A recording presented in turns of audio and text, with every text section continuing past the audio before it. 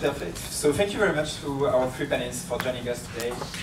It was great this morning to have a discussion and more focus on what is being done at the academic level. And I think that what is important now is to continue the conversation with other aspects that are more tied to the needs of the market, as I was presenting this morning. And so that's why today we have three great panelists that will be able to tell us more about what are the technical needs, but also the non-technical needs that are currently facing the markets, including non-technical needs. I mean, for example, everything that is related to the legal and regulatory framework, but also more to governance aspects. And so this is what we are going to dive into for this discussion. And I would like to start off with a round of introductions. So please, Ivona, if you could introduce yourself to the audience and tell what your current focus is. Yes. Okay, you can hear me, right? So my name is Ivona Skoltetiova. I'm a researcher lecturer at Tilburg University Business Law Department, so lawyer by background, but I also have a financial background. And my research went into initial coin offerings, security token offerings, and digital assets. So very short.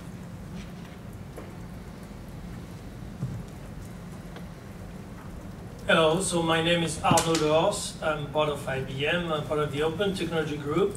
I'm actually an open source, open standard specialist, but for the last 4+ years now, I've been focusing primarily on Hyperledger. I'm a contributor to Hyperledger Fabric, which is one of the frameworks developed within Hyperledger, and I'm currently the chair of the technical steering committee of Hyperledger, which oversees all the different projects. We have quite a few. There are actually six different frameworks with different characteristics being developed within Hyperledger, plus a whole bunch of projects related to different functionalities, tools related to blockchain.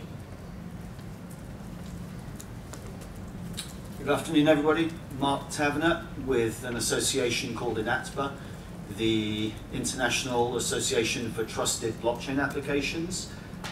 Some of the people in this room this morning are members, are advisory board members or full members. Thank you very much. We do appreciate your involvement. We are a trade association given birth to out of an initiative in this building, which means that we are rather unique in our position in that we are completely neutral of technology, completely neutral of commerce, and completely neutral, dare I say it, in this building, of overdue political influence as well. And for that reason, we're able to convene very fruitful public-private, private-public discussions around the topic of blockchain, and increasingly what I call frontier technologies, which are technologies that touch on the edges of blockchain, such as AI, high-performance computing, and also the boring old world, because this morning we heard a lot about the challenges of blockchain and the adoption of blockchain. I'd just like to say, to seed an early thought from a practical perspective, that we don't talk about the need to interconnect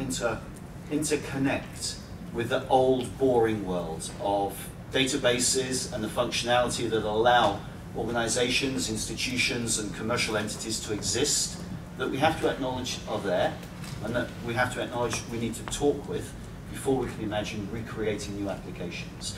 We're about 172 members. We're made up of an academic advisory board and a government advisory body. And we represent something like 36 different countries around the world. Thank you very much, Mark, and all of you for your introductions. So, Mark, let's start directly into it.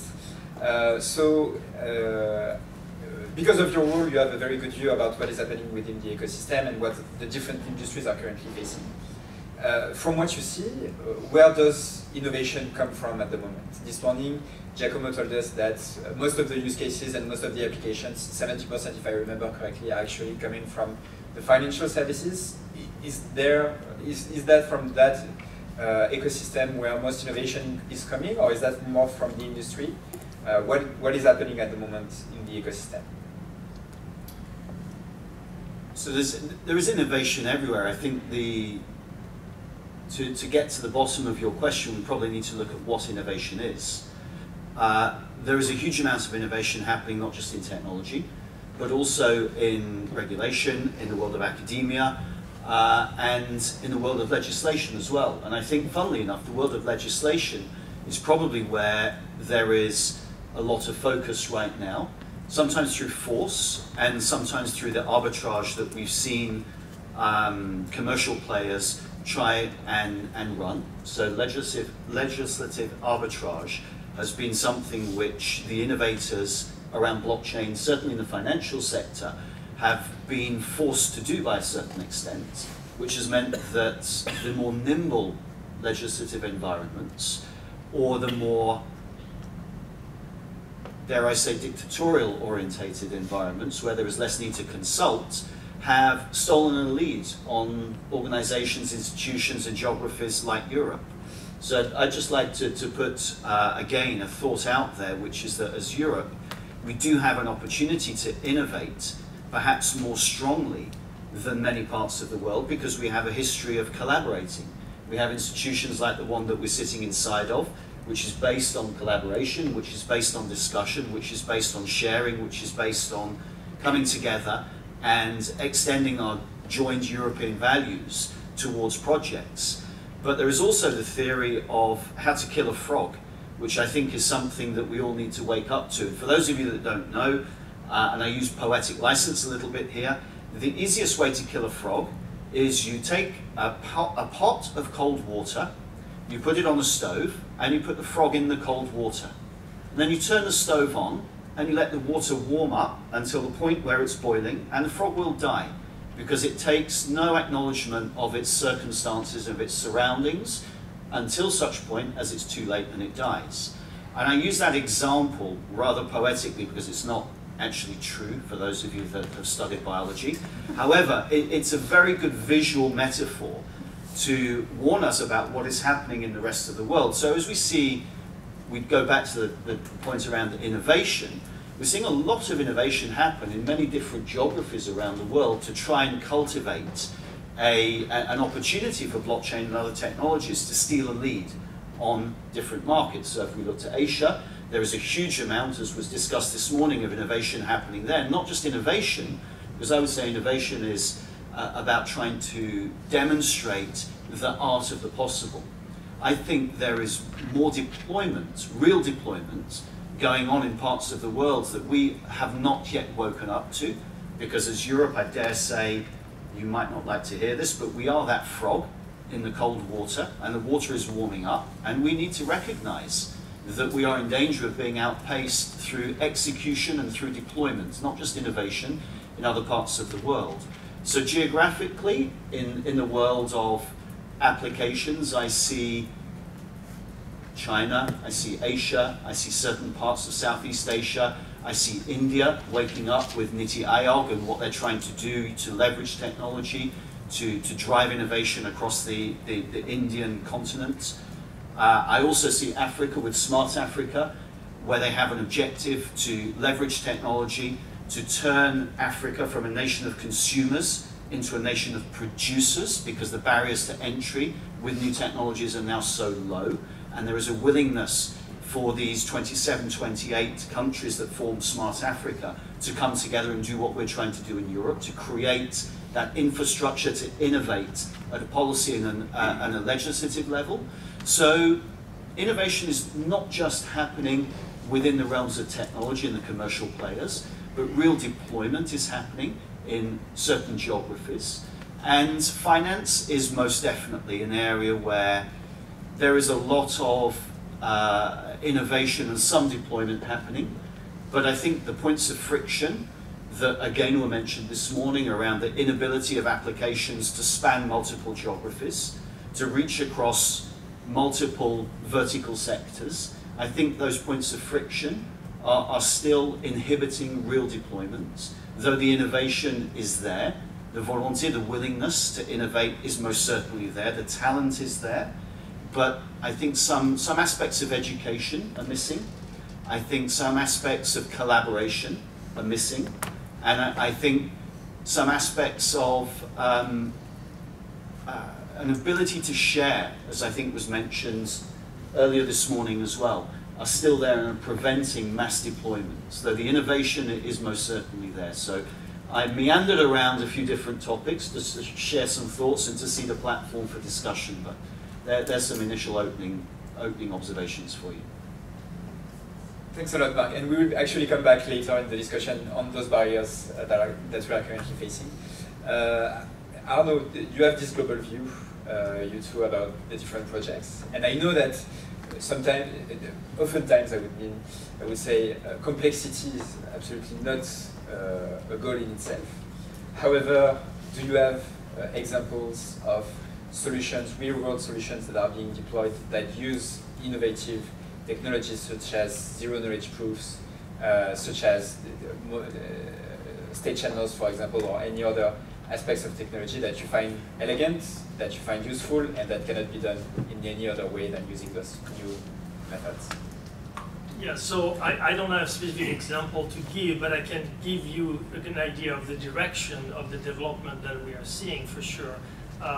Privacy is definitely a very important topic, and I find it very interesting because, as you all know, we have had this dichotomy between public permissionless networks and permission network. And Hyperledger has historically been primarily focusing on blockchain, permission blockchain, because we are business-centric and the business wanted that. And but as I see the technology evolve overall, I have the feeling that those two worlds are quickly converging to a certain degree. And not completely, but for sure to some degree. And one aspect about privacy is, it's a bit counterintuitive because it seems to be opposite goals. Blockchain is about transparency, providing a universal source of truth for everybody to see and make sure that nobody is, screwing around, and yet people want to have privacy. It seems impossible to reconcile those two goals, but thankfully, with the new, well, it's not new actually, zero-knowledge proof has been around for a long time, but it's now usable, right? And it has to do with the fact that the technology has evolved, the hardware is fast enough, and all sorts of things like this that make it practically usable. Today, we can kind of have the cake and eat the cake too with zero-knowledge proof, where you can have transparency, auditability, and yet privacy. And so we already have implementations in Hyperledger Fabric for one, but there are some aspects of that very much in Hyperledger Indy, which is related to self-sovereign identity, where we leverage those techniques. And so there is more and more going on in that. There is, I always give presentation on Hyperledger Fabric and the evolution overall, and there are different axes of development that I note, and one of them primarily is privacy. Every new release, there is new features that allow you to better, control who gets to see what, all the while providing this auditability, which is absolutely fundamental, right? Because just hiding everything, it defeats the point. You need to be able to have auditors who can get access and verify that everything has been done in a legit way. And so that's a major trend that I'm seeing. And there's always this also, of course, this tension between performance. And Nicola touched on that point.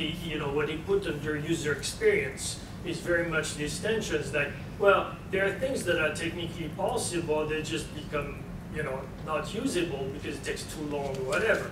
Now, we have techniques that make it possible. And, I remember several years ago, I asked one of our experts in cryptography, and I said, so what does it mean? It's usable as like, we're at sub-second. And that was for them a barrier where they can do zero-knowledge proof verification under a second, which is considered to be, okay, now we can actually start using it. And now we're actually going one step beyond that, which is called multi-party computation, where you can actually do comparisons between information that, that are hidden. So you can actually compare two values. You don't know any of them, but you can find the maximum of them, for instance. And this you can do not just two, but several of them. And these are techniques that have been around for 30 years or so. So it's not new, but they were not usable, practically speaking. And now we can actually use that, again, in time frames that make them usable. And so there's huge demand for this. And it follows this trend of trying to, have both sides of this seemingly impossible problem of having privacy and transparency at the same time. So I think, if there's one trend, that would be a major one. But there are others, right? I mean, even consensus remains a main research field, and there is progress all the time. I actually have colleagues from the IBM Zurich lab who came up with the variation of PBFT, and it's called mere BFT for those who want to look it up. And they can actually order transactions like tens of thousands of transactions per second, okay? And in a BFT type of model where you have adversarial parties.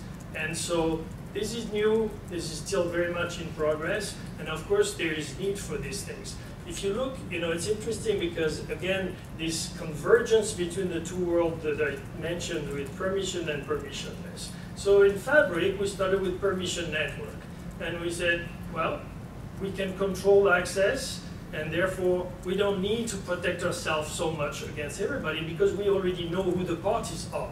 So if somebody really were to try to screw with the system, first you can revoke access, and then because you know their identity, they typically are business partners or suppliers or part of your ecosystem, you can legally sue them if really you need it, because you know who they are, unlike on a permissionless system. But over time, things evolve, and now we are actually getting more and more of that convergence, because people say, well, but if I have a permission network with 1,000 participants, I may not know exactly who they are, and I may still want the system protect against adversarial behavior, even though I may have some remedies in case that happens. And so there is still interest for BFT type of systems, even in a system where it's permissioned. And that's not necessarily something we anticipated. And so I see a lot of those things kind of coalescing between two systems that were radically different at first, kind of converging with more and more of the similar characteristics, because on the other side of the coin, in the permissionless world, they are putting access control, they are adding privacy features, because people don't want to be seen transacting on the Ethereum and whatnot, right? So there's definitely similarities there. And then there are other aspects, research-wise, that are important that we see. Integration, and I say integration, people often talk about interoperability. We don't actually believe there's going to be interoperability at the framework levels. It seems quite unrealistic at this point to think that networks that are based on very distinct architecture will somehow interoperate with one another and transactions will flow from one to the other. That's very unlikely. On the other end, there is a lot of interest in having integrations between different networks, because we have all these permission networks that are being developed, and sooner or later people are going to want to interact with different networks and have transactions happen on two networks there are. So one typical case, for instance, is you have a payment system on one end and an asset transfer on the other, and what you want to do is an atomic transaction that says, I'm doing a payment and a transfer on two different networks, and I want those two things to happen or not. But I cannot afford to have one succeed and not the other, right? And there are techniques being developed to do that. And in Hyperledger, we actually see an increased amount of project proposals and interest in exploring different techniques to integrate. There's many different ways to do it. And you can have multi-layer, but you can also have this kind of like, Accenture made a proposal, they have a project, it's an Hyperledger lab, where they have this overlay network, where different nodes from the different network kind of create a third network among themselves to coordinate the transactions. So you can do asset transfer from one to the other. And there are many different techniques. So this is definitely an area that I think is going to get more and more interest. And so there is also quantum safety, obviously, that will remain something that's of interest to research. And the last one I think is still interesting is this notion of the connection to the physical world. And we don't talk so much about it anymore, but there was a moment in time a few years ago when people were like, yeah, but how do I know that this is actually, this represents the reality? Because as we all know, garbage in, garbage out, right? So we are developing this really fancy system that guarantees that the information cannot be unilaterally altered. But, well, if the information that gets in to start with is not, valid, what do you do? So there is this field of research on how we connect the physical world, and there are a lot of applications related to IoT and blockchain. And it's like, how do you make sure that the data is actually certified and legit, that you can really rely on? So I'll stop there because sorry. We have this full afternoon. Fine, thank you very much. And thank you also for highlighting that. So we talk very often about technologies such as zero-knowledge proofs, which are becoming almost as much a buzzword as blockchain. But it's also important to highlight that there are many other promising technologies. You were mentioning multi-party computation, but there are also others such as homomorphic encryption that are very promising to use cases that are related to blockchain technology. So thank you for highlighting that. So as we can see, there are many new solutions that are emerging, many new type of assets that are emerging, with digital assets, for example. So as an academic, how do we reconcile those very new solutions that are advancing very fast with the legal and regulatory framework that could be moving a bit slower, and what are the current priorities in terms of research in order to reach those two worlds? So as I mentioned before, I did research on initial coin offerings and digital assets, security token offerings. So this is very interesting area, although every panel that I sit on says ICOs are dead, so why are you still talking about them? Well, I think that there is an aspect of digital assets that is still interesting and we should explore, and I don't think it's necessarily dead, because it was essentially a new way of capital formation for startup companies in the blockchain industry that was unlike, and still is unlike, anything we've seen before. So before ICOs came to the picture, if you wanted to start a business, you either went to a bank and get a loan, or you sold your equity. Both of the things are very much embedded in the regulatory regime. We understand exactly what the shares are, we understand exactly what a loan is, and what are the legal implications of doing one or the other. On the other side, also from the investor side, was absolutely clear what it means to be a shareholder, and it was absolutely clear what it means to give out a loan from the bank's perspective. When we created this new digital assets tokens, it became a hybrid that was sometimes had a utility function, sometimes had a payment function, sometimes all combined, sometimes it was mostly perceived, according to research, as a financial instrument or securities, so to speak, or something that could generate capital gains. So I think that was something that for regulators and for lawyers was absolutely impossible to imagine. So how to reconcile that? I think we should not necessarily always think first about changing the law. I am a little bit in favor of a wait-and-see approach, because as you can see, in 2017, 2018, the ICO market was booming. Everybody was talking about regulating it and regulating digital assets immediately. Some countries also did so, such as Malta, for instance. Probably didn't bring what they expected from it. And now the market is kind of reduced a lot, and therefore maybe we need to to wait for certain consolidation of the market before we really, get ourselves into changing the hard law, what we in our legal terms called hard law. But beyond that, I think what is a very good way how to test new technologies without disrupting legal order as it is, and it's there for a reason, although many people don't like it. It creates also a lot of certainty and security. I think we could forge the collaborations such as regulatory sandboxes. There's a lot of talk about regulatory sandboxes, which is basically sort of cooperation between public and private sector, where certain companies are able to test their ideas under controlled circumstances, and the regulator can allow them to disapply certain laws that would normally in the open market prevent them from operating at all.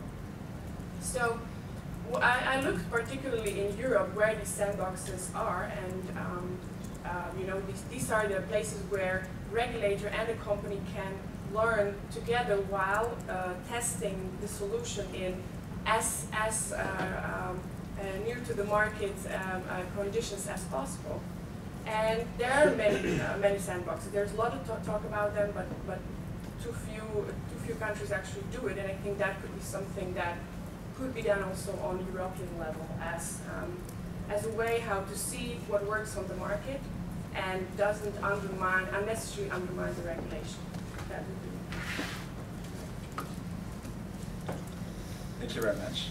So I would like to actually ask the next question to the three of you, but I'm expecting different answers. So if we have for a second a hard look at the current ecosystem, what is the #1 reason for projects today to fail or not to launch?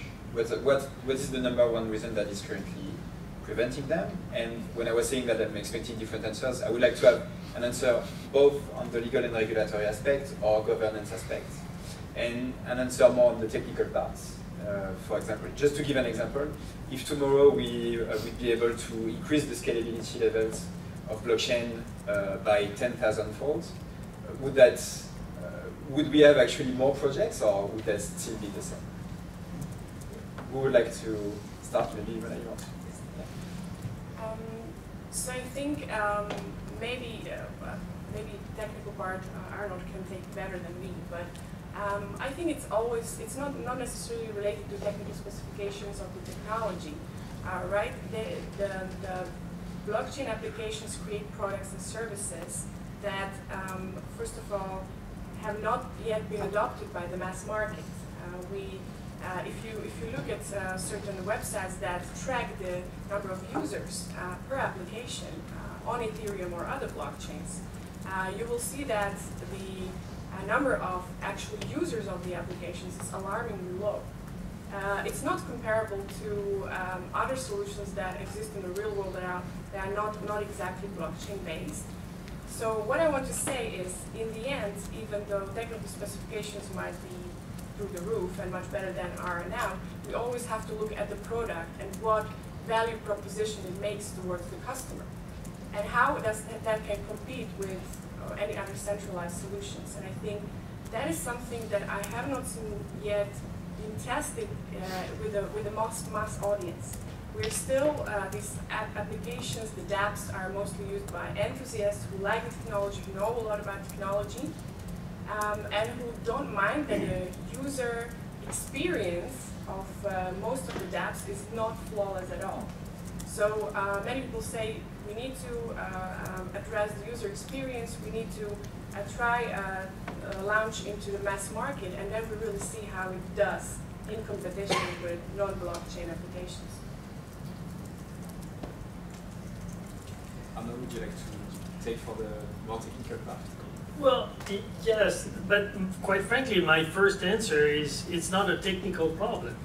I think there are technical challenges, but the technology is quickly maturing, and there are different frameworks now available that have made different choices. Technically, there are pros and cons, But at the end of the day, the biggest challenge is that it's a network technology that you cannot deploy on your own. It's what we always talk about as it's a team player game, and you just can't play it on your own. You know, it's fundamentally different from all the other IT systems that we think about, even the newer ones with, like, you know, machine learning, AI, and all this good stuff for the cloud. You can make your own choices on your own anytime you want, change, adopt whatever technology you want. With blockchain, you can't. You're part of an ecosystem, and you need to agree with your ecosystem and coordinate with their ecosystem. And so the governance of the network is fundamentally important to the success of these projects. And I'll repeat an anecdote because it's very telling that I was sharing with some people over the lunch break. You know, so one of the platforms that IBM developed is called WeTrade. It's a platform which initially it was formed with 10 different banks in Europe. And during the first design workshop, where IBM has a methodology they use in service engagement, and there's one workshop, it's called design workshop, where typically you have 2 architects from the customer show up and meet with 2 architects from IBM, and they discuss the high-level design of the solution. And for the design workshop of WeTrade, there are 30 architects in the room. And it took days to figure out what the customer really wanted, because first, every bank had their own view of what they thought they wanted, and their own view on how they thought it should be solved. And so IBM ended up trying to mediate, you know, trying to get them to talk to one another and figure out. And, you know, it's very telling of a real problem that people are going to face. And so there are people who choose to do differently.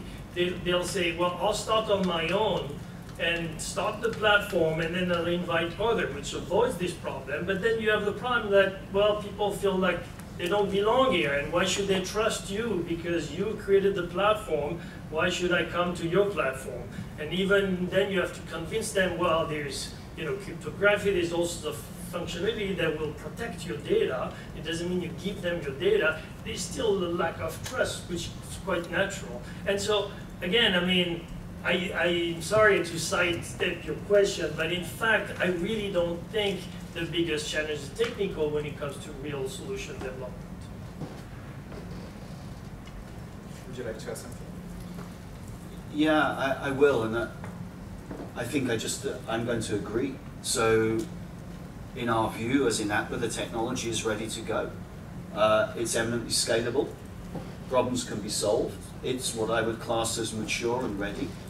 But there are no applications. There are no really compelling reasons at the moment why we should use this thing called blockchain. And maybe it's because we sit around talking about blockchain all of the time and adding more mystique to things, rather than talking about the value that can be created, the improvement in people's lives that can be delivered through exploiting an application or putting an application at their disposal. And to go back to the essence of your question from a purely commercial perspective, the cost of building a solution, of building a company in this space is not insignificant. And if you don't have a large enough attainable market, you very soon will burn all of your cash available. I know I spent 6 years in the private sector, from 2013 onwards, working at the very, well, not the very birth, but very close to the very start of this industry. And it's a capitally intensive industry with a very small attainable market. The applications are still very narrow, and unless you're an enthusiast, technically gifted, or legally very astutely minded, the appeal of engagement is quite low. So I go back to the early internet, which I was involved in. I built a company that distributed fax modems, and I was sending faxes and messages from my computer attached to an external modem that needed a separate power supply, and I could only communicate with people that had or were operating the same standards as me. And I remember my uncle, in fact my grandfather, God bless him, asked me the same question. Why do you want to do that? Why do you want to invest and buy this technology, drive yourself crazy trying to get it to work, and then when it does work, why do you only want to be able to talk with 12 people? I don't understand. Why don't you just write a letter and save your time and do something more constructive with it? And the analogies, the parallels are quite similar. Where I think the applications could really come from, that could be very interesting and could create a huge amount of value, they're around applications that mainly are within the control of governments to give birth to. So identity, healthcare-based systems, welfare distribution, and those types of systems where there are currently inefficiencies, where there are very large markets, where there is a compelling reason to engage, where there is an increasing, sadly, an increasing amount of distrust between the private citizen and the public bodies. And so the private citizens are quite motivated to want to find solutions that mean they don't need to blindly trust politicians to generalize. And I could see some very large applications being given birth to quite successfully within, for example, the European bloc, within some of the programs that we've been talking about this morning, if we can overcome some of those challenges. Because there you have a very large attainable market. You can reach the economies of scale that commercially are required to make a success. If you can bring those elements, then if technical challenges do arise, the motivation and the capability is there to address them. And very closely following alongside that will be the legal capability, willingness, and need to adapt policies and legislation to allow these value-added applications to be given birth to at a very large scale. And it sounds very complicated, but the reality is that it's not really. If we could address topics such as identity, such as healthcare, on a common platform, not everyone sharing protocols or making a protocol-based decision, but just looking at things such as the interoperability of data, for example, and how data can move around, without imagining that everyone needs to come to one protocol and make a decision about one protocol, then in a short period of time, these applications that I'm referring to could be created within Europe and allow us to gain a competitive advantage over the other parts of the world which are leading at the moment. So I understand that what you are saying is much more nuanced than the way I'm going to summarize it. And I very much agree with the fact that it should come from use cases, actual use cases, and those use cases will drive then innovation because there are specific needs. However, from what I'm hearing from you, you are currently, if we oversimplify, you are currently telling me that there is no need to particularly invest in research, at least on the technical aspect today. Would you agree with that? Would you say that this is not today a priority and that we should be on more focused on use cases? And if not, please tell us why. So I'll take the opportunity because first I wanted to react to, I think Mark went a bit far. He basically said there's no application. And there are, okay, let's be clear. IBM has several platforms today that are in production. One of them is IBM Food Trust. And I'll share a specific piece of information related to this platform. So it actually was started with Walmart initially to basically trace the provenance of the products that are being sold in the stores at Walmart. But it was extended to the whole ecosystem, and Carrefour had a prototype last year, and they created an app that allows users or consumers in the store to scan the QR code on the product and know the provenance of that product. And they actually saw an increase in sale of that product because there's an actual demand. I'm sure you're well aware that more and more people want to know what they're eating, where it comes from. And that actually provides them information that they are seeking. And the simple fact that this information becomes available becomes an incentive for people to buy that product rather than another. And this was such a success for Carrefour that they have decided to scale to the whole store. Every product they have, they're going to put it on that system. And so there are systems like this that I think is benefiting everybody, not just the store, obviously, because the consumer are more informed, which is a good thing. So now back to your question on research. Obviously, I listed a whole bunch earlier, and you know, of research topics that do require further investment. And some of them are more advanced, and some of them we're actually already implementing. But you know, this, I mean, just this. Nicola touched on several of those points earlier in this presentation this morning. There's many topic areas that need to be further investigated, and they will need funding. So. That was on purpose, but thank you for taking it that way. Continuing the discussion, so if we have a look at what Europe is doing right now, and if you had to make a wish, what would be the field related to blockchain in which you would like to see Europe be a leader? So would that be cryptography? Would that be the legal and regulatory framework? Would that be something related to technologies that allow us to scale? What, if you had to make one wish for one aspect in particular where Europe would be the uncontested leader, what would that be?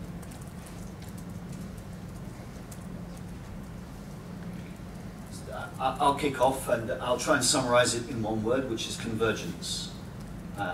Related to blockchain, but at the point of convergence between what I described earlier, the old world, so the old systems, which we do need to acknowledge and we do need to be able to operate with, but then the convergence point of blockchain, AI, high-performance computing, and aspects that function on data as well. We've seen the example of applications, and I take your point about applications. I'm not suggesting that applications in the world of blockchain don't exist. I've been on 6 years with the deep scars on my back selling applications for governments, for whole countries, whole industries. But the reality is there are friction points. Once you try and hop from a vertical, once you try and hop out of a particular supply chain and engage in other aspects, there are still friction points. So I think that convergence around these technologies, and I'll give you one example to try and illustrate what I mean. If we think about facial recognition and identity, which is quite a hot topic because everybody moves around the world, or certainly moves and travels a lot more than they used to.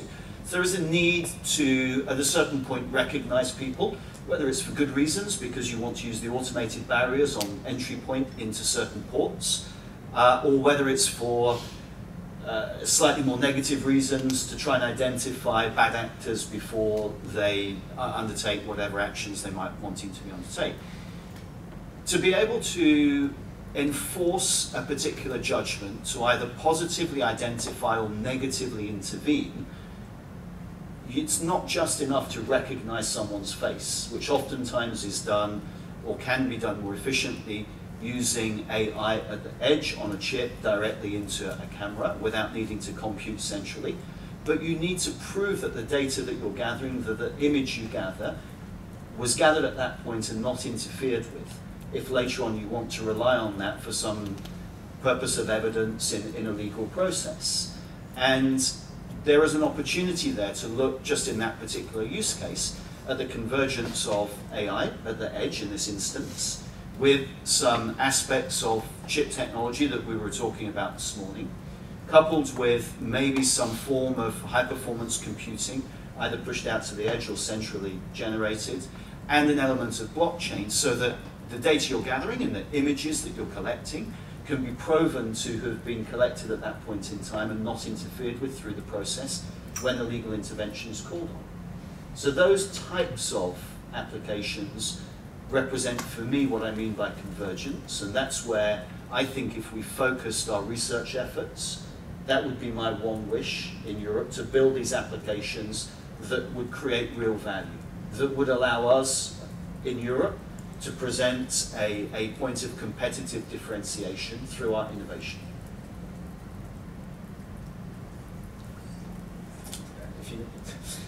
With people nodding their heads, that we can all agree on what you just said. So I can say something that you don't agree with if you want me to. I've got lots of those. I think you inspired many in the room, probably because of we all know the name of the INATBA event, Convergence. I'm sorry. But that's an excellent point. So continuing, would you have on your side one wish of expertise and lead for Europe? So I think, you know, it touches a bit on the same dimension, is that, you know, I think one of the advantage of Europe is the diversity, all the different countries, and at the same time it can be its weakness because there is no central approach. And as we know in blockchain, there's many different technologies available, and I think one of the challenges is going to have systems that integrate at least with one another, if not interpret, right? And so I think anything in that field would be, in a way, every challenge is an opportunity, right? So I think Europe could excel in that in ways that maybe in other areas of the world there isn't that opportunity because they don't have that challenge necessarily. So I think I will be a little bit biased in my response, and it will not relate to legal regulation. What Arno already mentioned, what I find very important is the research in the area of governance. Governance of blockchain networks, governance within the blockchain applications. And for me particularly interesting is the dichotomy of off-chain, on-chain governance and voting and engagement with token holders or participants on the network. And I think there have been like huge plans because basically many of the applications decided to create their governance from scratch. They scrapped all the corporate governance, the old one, the traditional world one that we had, and started really sort of experimenting with new ways and new incentives, game theoretical incentives, to engage token holders and to engage their participants. And I find this very fascinating because, again, it's not so much about the technology, but about behavior of people and how to, if you want to make a successful decentralized ecosystem, you need to make sure that participants have an incentive to stay there and act a certain way. So for me, that kind of research and more experimentation, which projects are already doing, would be very interesting if we could excel in Europe or around the world. In terms of regulation, because as a lawyer I probably have to say something to that as well. I hope that we will not make hasty decisions, and I hope that we will be pro-innovation, but still keeping in mind that public authorities are the guardians of public interest. And technology is not per se in public interest, it is what the technology does for the society. So that would be my wish, resist the hype and implement only that what would make sense in the long term. Thanks. And I guess that if I had to make a guess about what Nicolas from this morning would have answered, I guess you would have answered delivery as one point where Europe should be the leader, because as you were mentioning this morning, it's not about finding the equation that will be later used in a scheme. It's about delivering products and delivering and going through the last technical aspects from this equation, but to the products and to the elements that are being served. So you can say no if you disagree with that, but if I had to make a guess. Anyway, so maybe coming back to a last question for you before we open up to the discussion with the public. So there is one major aspect to research and innovation, which is we want to translate as quickly as possible new findings that are being worked on into practical implementations. From your experience and from projects that you have worked on, or from projects you have interacted with, what are examples of projects that manage to go quickly from this research and experimentation phase to the actual implementation phase? And what are the best practices that those actors or you have been following in order to manage that quickly?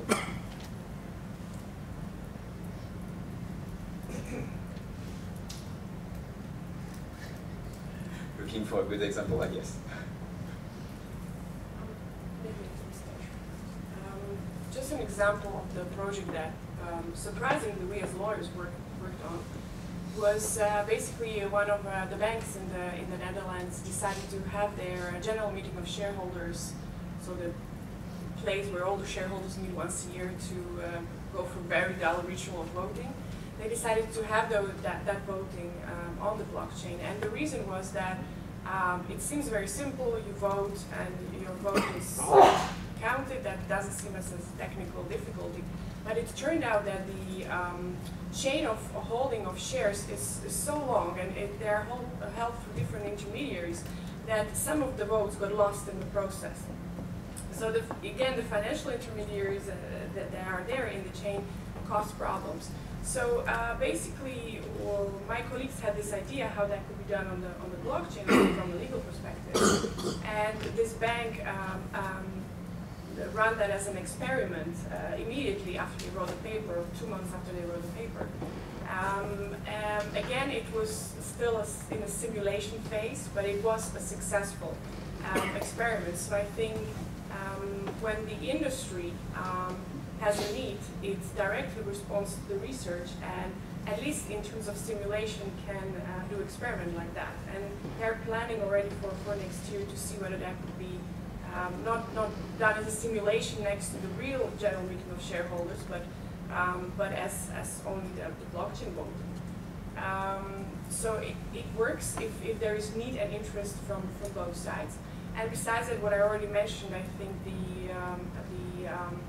regulatory sandboxes, financial sandboxes, could be a perfect way how to test in a controlled environment where the regulator would be confident that nothing fishy is happening on the market.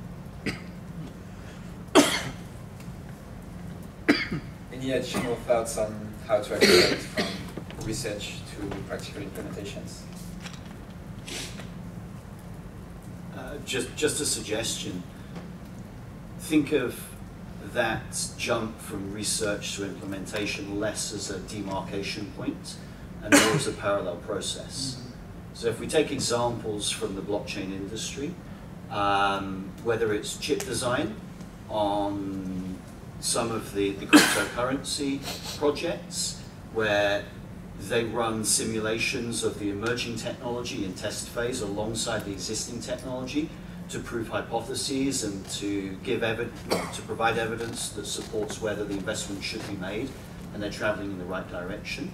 Or whether it's in whole country deployments of blockchain solutions for public services like land registry, where in the Republic of Georgia, the service which is now rolled out and has over 60% of the land on a blockchain solution was launched in parallel to the existing service that was there. And the point I want to make in those two examples is that there wasn't a demarcation that represented a step change from process A to process B. It was really in parallel with a safeguard and a fallback and the ability to roll back, coupled with a reduction in the fear of failure and an acceptance that the new system that was being rolled out and tested didn't need to be perfect.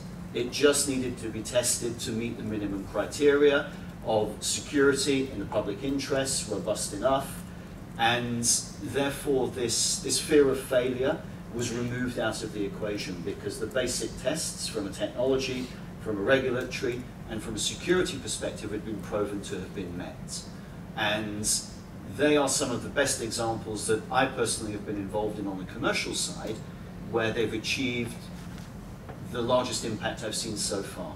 So the point would be trying to get rid in our minds of that demarcation point, where we think we abandon the old system and move entirely to the new system, because the human nature in that is to try and get the new system perfect.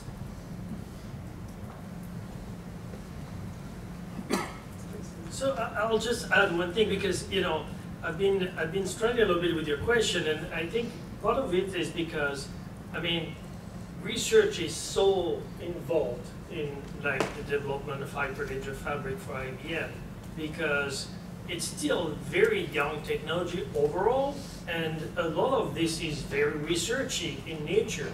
And there's a very, I IBM is one of the biggest research centers in the world in the industry, and so we have research activities in every technology area, obviously on an ongoing basis. But I think, you know, it can be fairly detached in some areas where we have more mature technologies, like say relational databases that have been around for a lot longer. But when it comes to blockchain, the researchers are very involved in the core development of what's happening today. And so, for me, it's hard to say, well, what are the best lessons, best practices on leveraging research quicker, because this is our day-to-day life in a way. All right, thank you very much for those additional points. Let's open up to the questions of the audience. So please, if you have questions. Yes. Yeah. So I think, Arnaud, you mentioned this, which is an interesting way to think about it, is that blockchain, smart contracts, all these decentralized layers really only gain power if they're agreed upon by a lot of different parties. I mean, that's sort of self-evident. But I think that is probably the main barrier to implementation, right? You can't spin up a node like you can do on AWS for whatever machine learning thing you want to do. You can't do that with, take any other cloud edge technology, you can run it locally. And this relies on this whole network, but like you mentioned, when you have a network like that, you're going to want to make it perfect. And as a result, it's this sort of vicious cycle of never reaching perfection and never reaching deployment. Do you think that's an insoluble problem, or is there a way to step past that? So no, it's not unsolvable, but it definitely is the challenge, and you phrased it very well. This is exactly what I meant to convey. So I'm glad you captured that. And I mean, I think you have to be humble and to take one step at a time. And I think, there is a part of it which still has to do with purification of people who don't know how to go at it. There are still a lot of projects because people say, well, I'm going to start somewhere, and then they learn, and then they become more or less ambitious, but they feel like, oh, maybe I can develop a platform and have the rest of the world come in, and they realize, well, it's not so easy, right? But I think as there are more and more projects that do succeed, I think people will learn from those, and even, like I said, the anecdote that I shared with you about WeTrade, we learned from that experience. We could not have anticipated it before, and now we say, okay, when we engage, let's be careful about the size of the network we're going to tackle from day one. You don't want it to be one, you don't want it to be 10, 12, or more, right? There's probably a sweet spot. I always recommend I always tell people, I think if I were you, I would try to identify a set of, representative players in the network, so that you have a representation of the different parties you expect to be part of the network, because then you have a good chance of taking into account everybody's needs and not disenfranchise one party over another in the long run. And it should make it easier for people to come on board later on, and yet keep it to a fairly small network that is manageable. Awesome. Thank you. Other questions? Yes, I sometimes have the feeling that research is done by incident or by accident, maybe. That, you learn by doing, and you have your use case, and they inspire you to do some more research. And that's of course a very, very valuable way of doing this, but also might carry the risk that you start looking for your car keys in the light of the street light, and you don't know what's going on outside of the light. So I was wondering, is there in Europe or maybe in the world some sort of view on a basic roadmap, a research roadmap that will lead us to the basics, or is it still trial and error and doing agile things and learning by accident? And should we try to come up with some sort of a, I think Mr. Ballas said you have to look at the very fundamental, and also I think Roman said something like re-incentivizing the business model. These are very fundamental questions, and I'm wondering if you get to answer these questions, if you keep your research accident or incident or use case inspired, only use case inspired. I don't know. What's your view on that?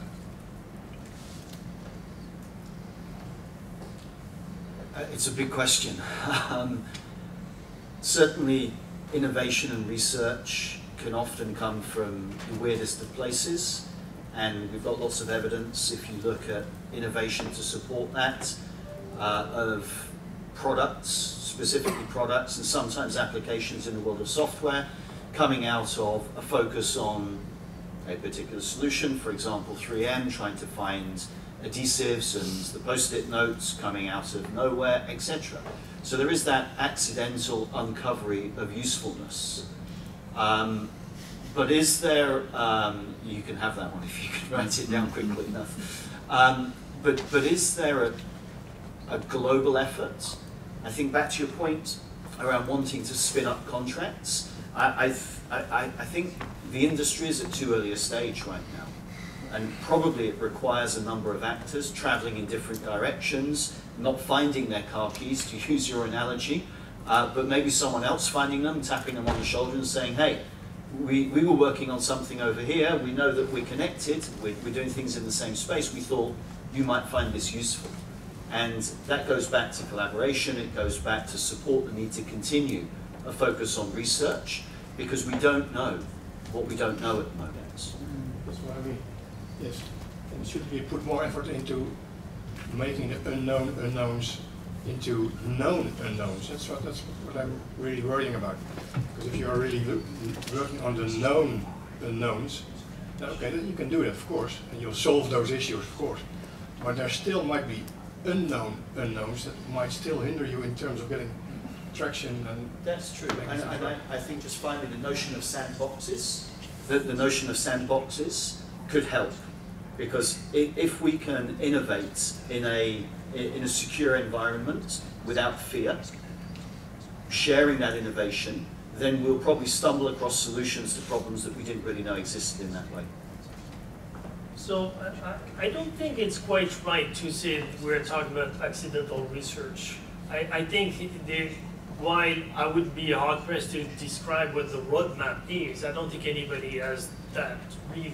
I think at the same time, the research we're talking about is very driven by real use cases. And a lot of what I'm seeing happen, especially in the space of privacy and cryptography, is actually applying old techniques that have been around for a long time that were not always usable to the real problem we're facing now with the blockchain. And so these are not accidental. So I will be probably speaking a little bit against myself because I'm also from university, and we do research without initially without thinking about maybe commercialization of it.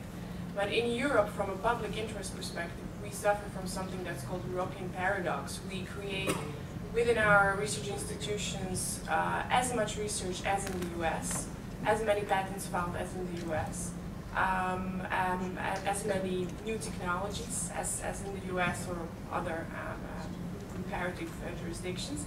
The problem is we're not very good in commercialization, which is also part of innovation. If you take technology and you cannot put it into some, or embed it into some product that would work on the market, then that stays on the shelf. And sometimes it's good that it stays on the shelf because you can use it 30 years later, right? But much of the research stayed on the shelf forever and was never used. So that's why I think focusing the research in terms of use cases is not necessarily a bad idea. It doesn't mean that we just go where the market goes, but I think that should be the focus for now. Let's hope that blockchain doesn't stay on the shelf for 30 years. Additional questions? Would be a big shelf. Thank you very much. I think what we are seeing is already, we see something like all those black swans or whatever you want to call them, these known unknowns, unknown unknowns. We haven't touched on central bank digital currency and the potential of that one, for that, what it is going to be used. And we haven't talked about something like Facebook on blockchain, Steam and the like, the re-incentivization of keeping in control of your intellectual property and making a little revenue stream out of that. So we see some, well, game changer is always a big word. But I wanted to come back to something because I was wondering, kind of, we have something like an industry panel on research, and nobody was talking about patents until you mentioned patent. And I was wondering the role of patents in the whole game, as you also mentioned, Mark. It is capital intense. And securing intellectual property rights from a company point of view is always something you have at the forefront. Right now, the biggest holder of patents on central bank digital currency is the People's Bank of China. And many innovative companies in Europe, they have to go to the US to get a patent because the degree of technicality isn't high enough to get a patent in Europe. So do we need a different patent system where you can patent a process innovation rather than just the heavy tech innovation to spur, propel, fertilize innovation registered in Europe? I'm not a big believer. Patents is something we can discuss in itself, but patents are a thing. Patent is a currency. Kind of, not everything is for free, blah, blah, blah. Kind of patents. What is the role of patents when it comes to industry-driven innovation and research?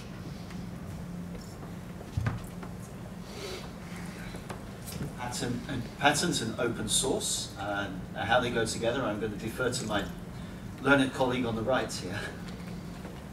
I'm also not a big fan of patents because I think they can actually prevent and make innovation efforts more expensive for the parties that would like to work with the technology that's already developed.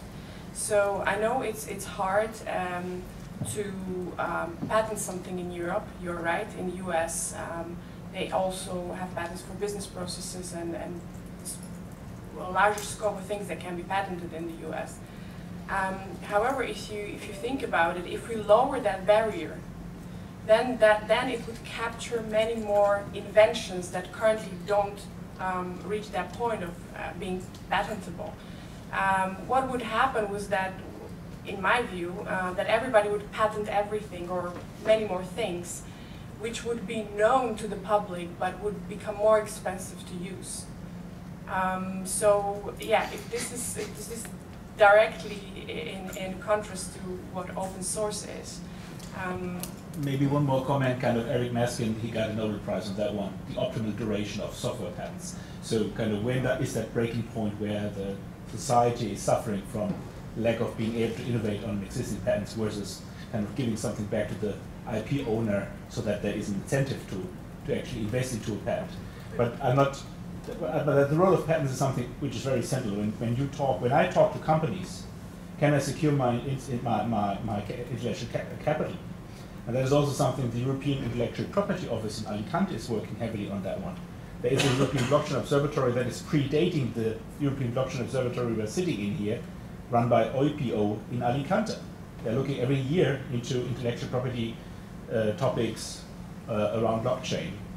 And this is a topic, and I'm wondering if we need, what needs to be done in Europe was the question, right? So if we had a wish, is patent something we have to look into? In my view, opinion about or situations surrounding one technology should not be the sole reason to change our system of patents. Because it's too dangerous to make it very fluid and flexible. Yeah, but also if we have a look about what is happening, and you were mentioning patents about CBDCs, but that is also the case for any other types of patents, like Alibaba is one of the major contributors of blockchain-related patents. Aren't we making a mistake here by taking the approach of open source and saying, no, we are past that, and blockchain is about open source, and isn't that something that we are going to regret in a few years? So let me demystify the situation here, because we seem to oppose patents and open source, and IBM, as I'm sure you all know, is the biggest patent holder in the IT industry, and we continue to patent in many different areas, including blockchain, even though we're very much involved in open source development, and we don't see those two activities as opposing one another. On the contrary, for us, patenting our inventions in a specific area like blockchain is a way to protect our investment in the open source development. It's the same as been true for years. I've been at IBM for over 20 years doing standards and royalty-free bases and open source, and it's always been the same. And we have told, I am part of the people who go around telling people, please do make sure you file the patents covering your innovation, because it's very important that we protect ourselves. And so I just want to make that clear. Those things are not opposing one another. Now, I don't have a specific opinion as to whether Europe should do more on the software patent side or not. Obviously, I work for IBM, which is a US company, which, as I said, for us it's routine to file patents, and we file them in the US primarily, but in other major markets as well. So there were two last questions, so one here, and then we'll finish on this side. Thank you. I find this discussion fascinating because the whole blockchain technology started out with an anti-statist position, completely open source, completely decentralized, and the three things that I've been discussed here is like the states should adopt it. We need a centralized strategy and an approach, and then we should discuss methods. This makes me wonder whether the question is well defined enough. So if we refer with the same name to two completely diametrically opposing architectures, then maybe it will be difficult to identify research priorities because we are not talking about the same thing or not referring to the same thing. So maybe the first step in this exercise should be to actually settle on one thing, say, okay, it's going to be like, let's focus on closed corporate developed state market aimed thing. Let's call it blockchain state, and then there are specific research priorities related to that. There are other research priorities which relate to encryption, but they are not blockchain specific. There are other research priorities, again, are super interesting, but have no, blockchain has no claim on it or exclusive domain, application domain on it. So it's very difficult to move forward in this manner in this discussion because the target is always something else. Maybe in the spirit of decentralization, we don't have to have one common framework of research for ourselves, right? So I think what you're referring to, yes, ideologically, blockchain in the beginning was something else than it is today, probably, and the evidence of it is that Arnold here is from IBM, right? So that wasn't the initial idea of in the beginning. That's true, but that's okay because no ideology has claim on it per se. I think we need to see where it goes and where it finds proper way of being implemented, and I don't think that's necessarily a bad thing. Let's go over the last question, and then we will wrap up this panel discussion. European Commission. I was going to comment, but I mean the person from IBM already mentioned it quite rightly that I think we were mixing up the protection of the rights of the intellectual rights with the licensing, how to license them, which is a completely different thing. Whilst it's important to protect the results of your research in order to have it covered, then another issue is how you plan to license and what are the different business models you are planning to do that. And this is where you can also have open source approaches that in the particular case of things related to software implementation may have a sense. And also this discussion about whether to patent software in Europe or not, we can also extend the discussion whether we have the same quality of the patents granting in Europe or in other different regions, which could also something that we could consider. So at the end of the day, it's the moment when you are trying to assess where this quality will come, and possibly the answer will be no. So, but you have already explained it perfectly, that is good, and I think therefore the research to protect the patents, I think is then how to exploit and to license them, and in particular, possibly in the research projects, to have a coherent approach between the participants, particularly collective research, would be something to be exploited in the project, how to protect and how to exploit the results of the research. Thank you. All right. Thank you very much for your questions, and thank you very much to our panelists again. So, really quick one. Sure. Right. I just wanted to touch really quickly on one thing that came up at the beginning of the discussion, and that was the link between the real world and the decentralized blockchain world. Where do you, as a panel generally, see that coming from? Is it going to be decentralized like chain link oracles? Is it going to be, I don't know, companies interacting with blockchain? Do you have a vision on that, or is that still an unsolved question? On behalf of the wider industry, which is representative of our members base, who are primarily focused on blockchain, though some organizations like IBM are a lot larger and therefore operate in different areas as well. I think the interaction with the old world, let's call it that, is something which is an absolute, needs to happen. Without it happening, the applications that are currently being built are only ever going to exist in their silos. So the wallet for a cryptocurrency will only ever work with the 2,000 people that have downloaded that wallet, because the on-off ramp, the communication with the SWIFT network into the regular banking world just can't happen. If you take supply chain and some examples that I've been exposed to, which are not the IBM example, you end up dealing with a supply chain which, instead of being T down to 99, where T is the depth of the supply chain, you stop at T5, because only 5 members of the supply chain are able or willing to work on that particular project, because there's no link, no interoperability with their existing data sets, and they need to share data sets because that's how supply chains work. So I think it's an imperative that that touch with the old world has to happen for scale to be accomplished. Now, where is that going to come from? Is it going to be push or pull? I think that's what we're trying to figure out at the moment. And there are examples of both. So there are examples from a financial perspective where certain standards, certain approaches to the enforcement of legislation, certain treatments of particularly crypto assets, for example, or the wider discussions around central bank digital currencies are beginning to bring in certain treatments that are useful in that regard. But those examples are still very limited to certain use cases, and they're not the norm.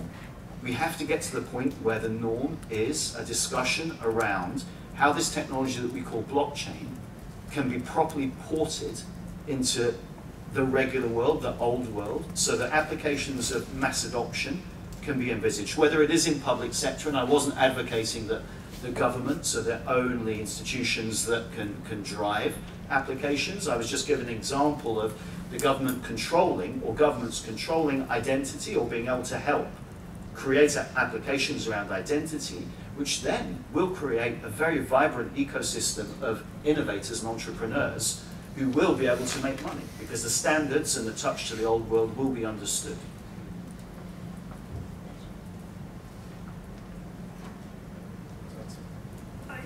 To answer your question, I mean, I think, we don't have the answer yet. There are many areas where research is happening. It touches on things like trusted execution environment, where you have like secure enclaves, where you can run even smart contracts. I mean, there are projects like this. There is hardware that will emit signals, whatever the nature is, right? Where you have some form of digital signature to guarantee that the information is genuine and has not been altered in any way. But I don't think there is a clear picture on where this is going yet.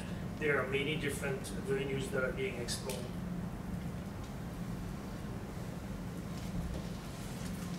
All right, thank you very much for the many questions that we had for this discussion. I hope that the level of energy and the questions will keep flowing for the next session. Thank you very much to our panelists. Please, a round of applause. You are more than welcome to stay here.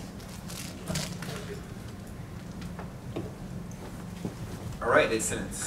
So let's start the last session for the day. So this last session is a working session. For those of you who already know how the observatory works, we usually have at the end of our workshops those sessions that are really focused on having a conversation between all of us. So this is not a presentation, this is material that will be presented here in order to spark conversation, in order to try to solve some issues. As I was mentioning at the beginning of the day, the outputs of this discussion will be taken inside the report that will be published after the workshop. So this is real work that we are going to produce here together, and that is highly dependent on your level of participation. So please keep that in mind for the following of the discussion.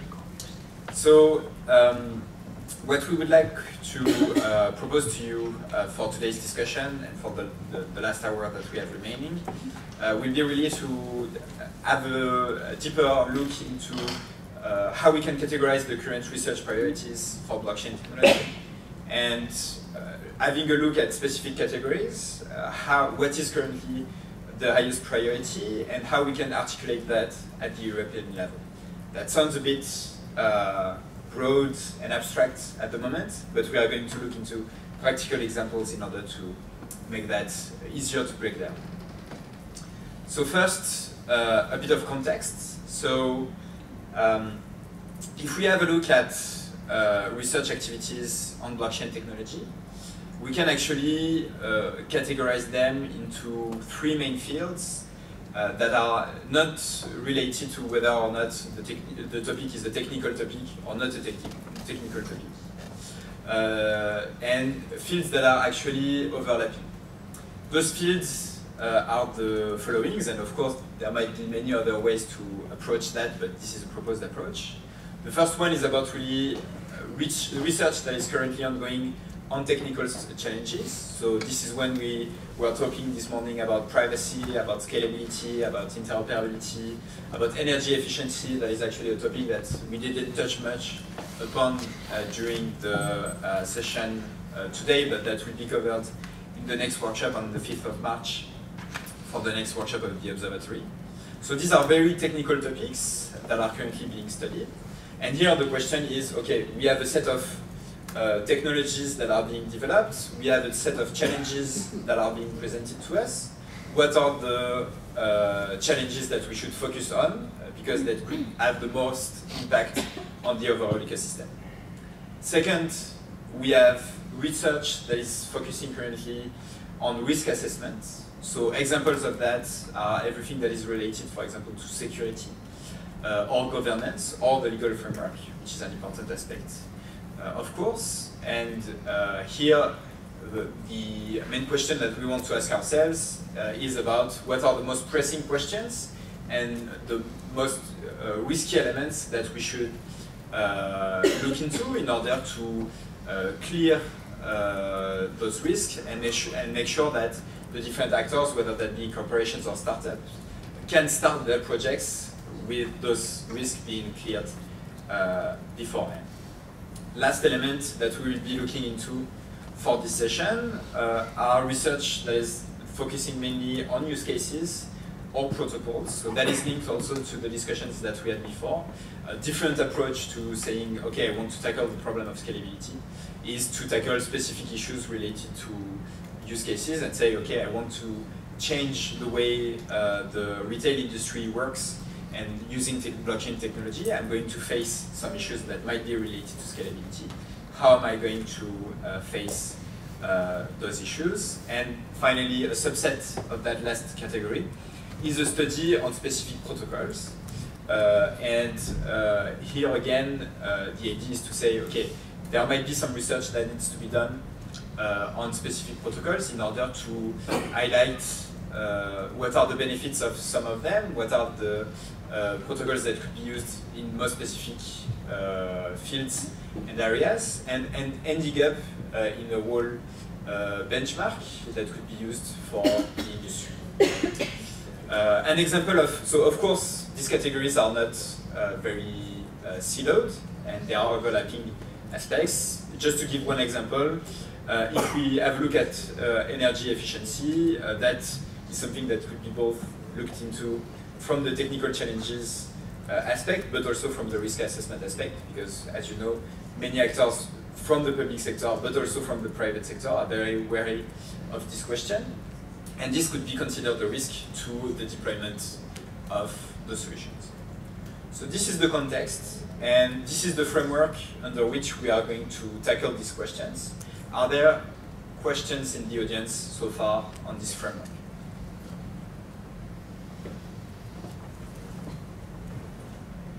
Is it because it's clear or because you're starting to feel sleepy? Yes? Yeah, probably a minor question. The first category, are you looking there or thinking about the traditional blockchains or in general the DLTs, like Radix, Holochain, and so on and so on? So I think that that's an excellent question. And so I think that here the best way to answer that is, for some technical challenges, there are technologies that are not necessarily only focused on blockchain, and this is actually something that was mentioned before. So it doesn't matter whether or not it's specific to blockchain or not.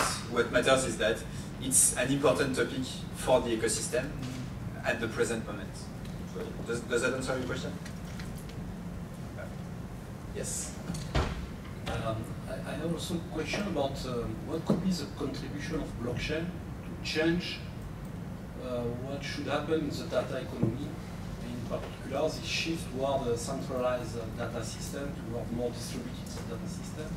But what could be the role of blockchain as or DLT as a kind of trust protocol in order, to check the data integrity, but also to make the link between different distributed data silos, also managing the data consent of the owner, or where the data are coming from different IoT devices, which was introduced by Mark in his intervention. So do you consider that there is a need to have a specific research around those problematic of data and the specific role that in a converging world, blockchain should play, the role that should be played by blockchain in this? Sure. So if that is okay with you, I think that a bad way to enclose your question would be to add this discussion around interoperability. Even though what you mentioned is not really about interoperability, but we could cover that under that aspect. So if that is okay with you, we are going to start directly with a few technical challenges, and if people have an answer to this question, we can directly answer that. Does that sound good to you? Yes, please. I'm a little bit concerned that these examples that you've given cover very different scales. So when you say use cases in energy, I can imagine that there is a handful of major energy companies or a handful of projects that produce something. So that's really something that one can address. When you put it on the same scale as legal framework, which covers everything, but really everything from GDPR to financial regulation to contract law through constitutional law, through everything, then these are not on the same, these are problems are not on the same level, these are not problems on the same scale. So it's not really helpful to have it in the same framework because they just do not cover the same amount of ground. And I don't know how that can be resolved, but it can be very misleading when it's not, you're not using the same units, but one can define in terms of research effort or money or relevance. Sure. So,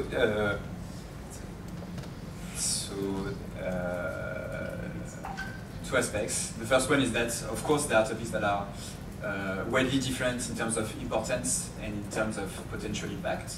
And actually, one of the things that we should do today is to prioritize them. So you're right, maybe the energy sector is something that is less important than other questions, and that we should state that in the end of the day, and say that it should probably be less a priority than other topics. So this is the first element. I'm not talking about and the second element is, would you have a proposal in order to rearrange that? So this is very open, so if you have a proposal for better categories, I think that we are more than happy to change that and adapt it for a better one. maybe that's not something that you have the answer right now. Maybe you think that currently what we have is imperfect and that should be changed. If you have the answer right now, please let us know. If not, we can continue. The discussion will be continued after the workshop. So if you have an alternative to propose, we will be happy to come up. Yes, please. To answer to this problem on the third category, I think that maybe the focus shouldn't be on specific use cases, but on the applications in general view. So we stated that the technology is not a problem, and we should focus more on something like I don't know, something related to business, like governance in a project that involve different actors or a big number of actors, or a business model that imply the use of blockchain, or something decentralized business model or decentralized business application in general. So the third could be related on the applications. The first is technical, the second is legal risk assessment, and the third applications in general. So everything that relates to that. Thank you very much for the suggestion. Yes? Maybe I could hook into the discussion. At the moment we have the European Green Deal to fight against climate change. We have some big priorities which might be supported by priorities here in the research as well. Because I think blockchain in the convergence with AI and IoT can play a very vital role in supporting technological solutions that can help solve this problem. So maybe there are others as well. So I wouldn't rule out focusing on certain use cases. So the reason behind putting use cases as a category is because when you have a look at what papers are currently published, there are good numbers of papers that are published specifically on one domain. So for example, okay, what is the state of play in financial services? What is the one in government and public services? And so this is a sizable amount of papers that are being published, and it's the reason why it might be relevant. But again, let's agree that this framework is imperfect, as probably any other types of framework. And let's maybe dive into the topic if that is okay with you. Unless there was one last aspect you wanted to say. Yeah, it was not a problem, not a framework, but I think that our research priorities should be in the direction of, you said there are a lot of white papers on a specific sector, specific use case. I think that we need a generalization of business application, because otherwise, we continue to repeat the same thing in different sectors. So maybe with the general framework of application, it could be something that we have to research. So, what would be an example of an application? Very simple. An example of application of blockchain. Yeah. I don't know. We saw project like B3I in the insurance sector. We saw projects like we mentioned before. They were developed in different ways, but in kind of the same way. We saw a project in Italy, Spunto Interbancario, with a lot of banks, a lot of different banks, and I think that if they all could agree on a path to follow. Just an example, to define the governance for creating a platform between this actor, it could be something that could be very useful to other sectors, like in the energy sector or other sector. They say, okay, they did the same way. Let's try to use their approach for, and this could make the application more fast, because they are not repeating the same thing over and over. Well, I think that the focus on use cases doesn't mean that it goes against what you said. I think case study methodology is, if you don't have too much data, case study methodology is perfect for looking at it concrete first and then extrapolating something that can be on a general level applied to another use case. So I think that's perfectly fine if we don't have like too much data about or aggregate data about applications as such. So I think that doesn't necessarily, it's not in contrast to each other.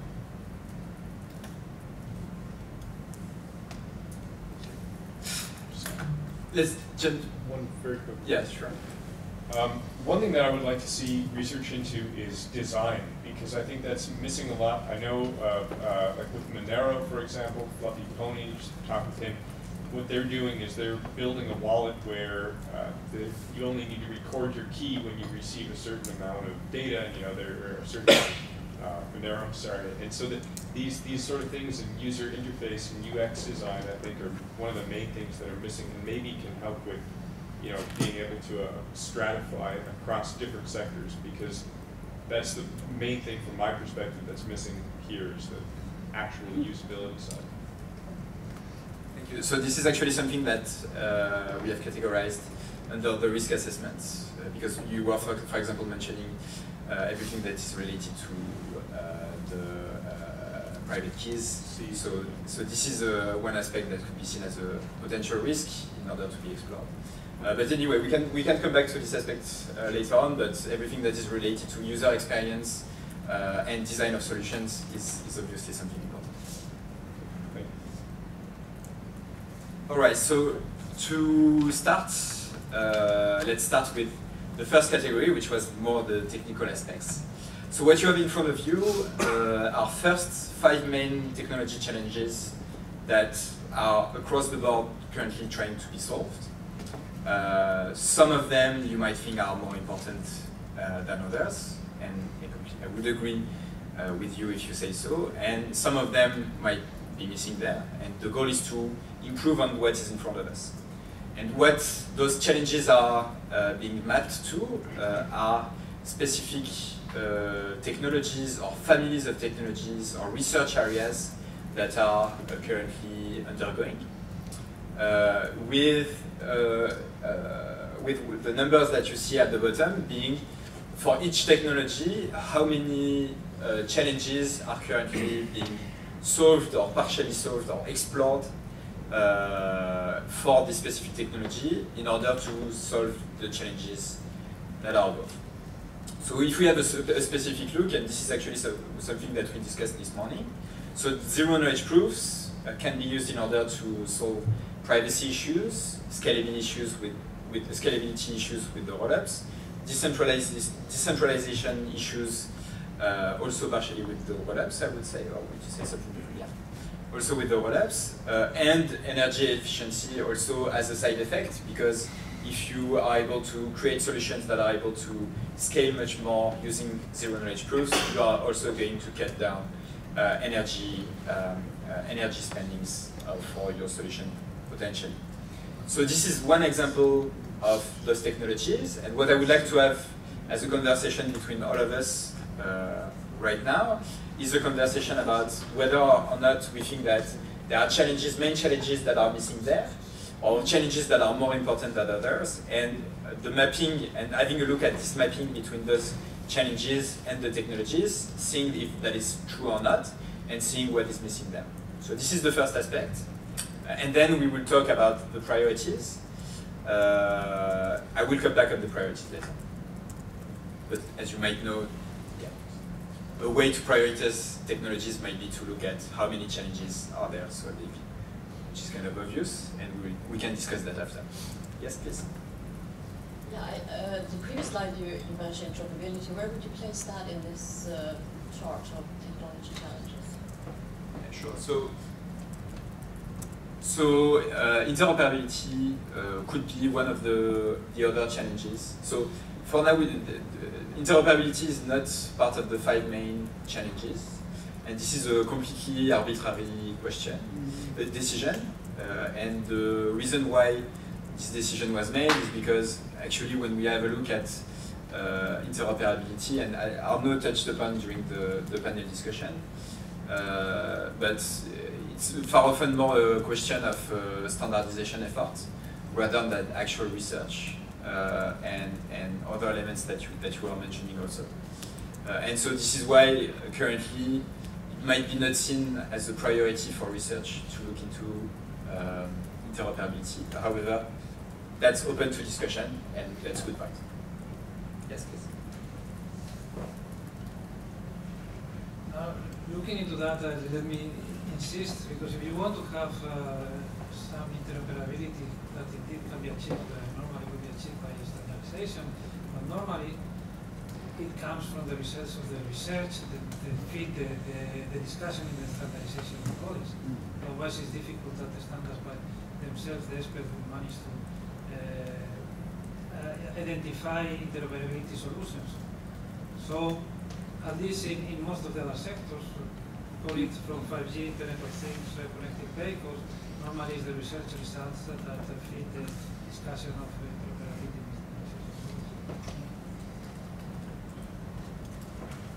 Yeah, sure. So does anyone want to raise about that point on interoperability? And also we will come back on the question that was asked before by Pierre. It's not about interoperability. That's about interoperability. Michael, please.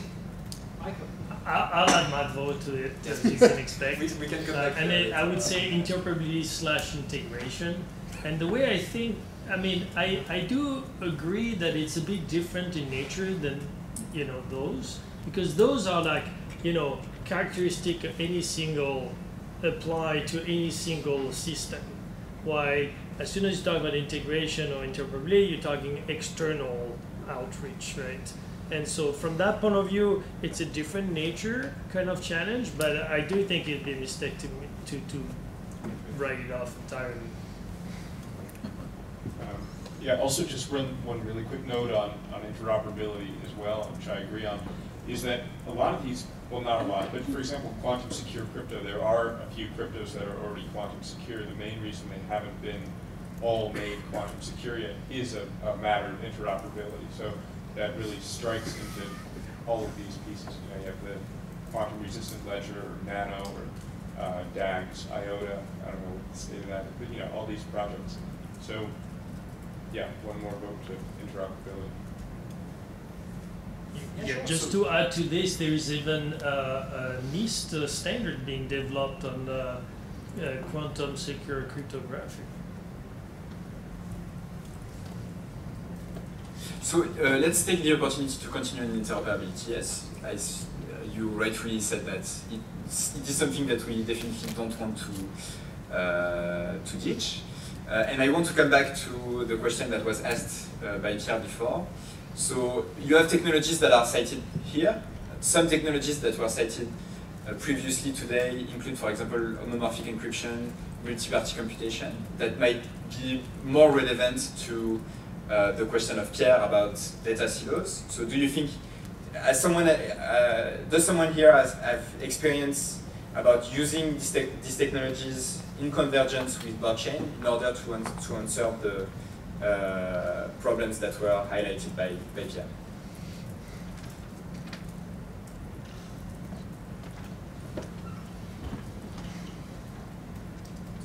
So yes, again, I mean, there is actually an IBM paper on leveraging MPC, multi-party computation on blockchain. And you know, they take a use case of an IPO where all the different parties bid for a certain number of shares at a certain price, and then you don't want to know what that is, but at the end you have to figure out what the price is, and it's the highest price that sells all the shares, and so they use MPC for that. And there's actually even a proof of concept type of implementation they have, and so I do think it's very relevant. We have also a proof of concept marketplace of energy with something like distributed compute to compare the level of bid on the smart grid between different households without to declare your consumption of energy. So maybe it's the same technology. I don't know the white paper of IBM, but I think it's close to our proof of concept. Sure, and so actually one thing that we covered previously with the observatory was use cases in the healthcare sector. And so this discussion around data silos that are being kind of deconstructed thanks to blockchain and other types of technologies, was actually a topic that was brought forward, because there is this challenge of taking data that is produced and stored at doctors' offices, at hospitals, within insurance companies, and all these different actors, and making sure that this information and this data could be shared with researchers, for example, for research purposes, in a way that is completely anonymous, and in a way that ensures that the data that we are producing is still relevant, for example, thanks to homomorphic encryption. So I think that this is a good example, and I think that if we had to modify what is in front of us, I think we should add at least 2 other technologies, which are the ones that I cited before, with multi-party computation being maybe also something that is related to privacy, if I'm not saying if you agree. And adding the category of interoperability as one of the main challenges. But I think that, so I don't want to let Pierre angry about answers on data silos. So, you outlined some questions related to this. I don't know, is there anyone here in the room that has experience about prior research or ongoing research that could be applied to the specific field? Or is that something that is actually not really looked into because it's not really useful, or can we exchange views on that aspect maybe?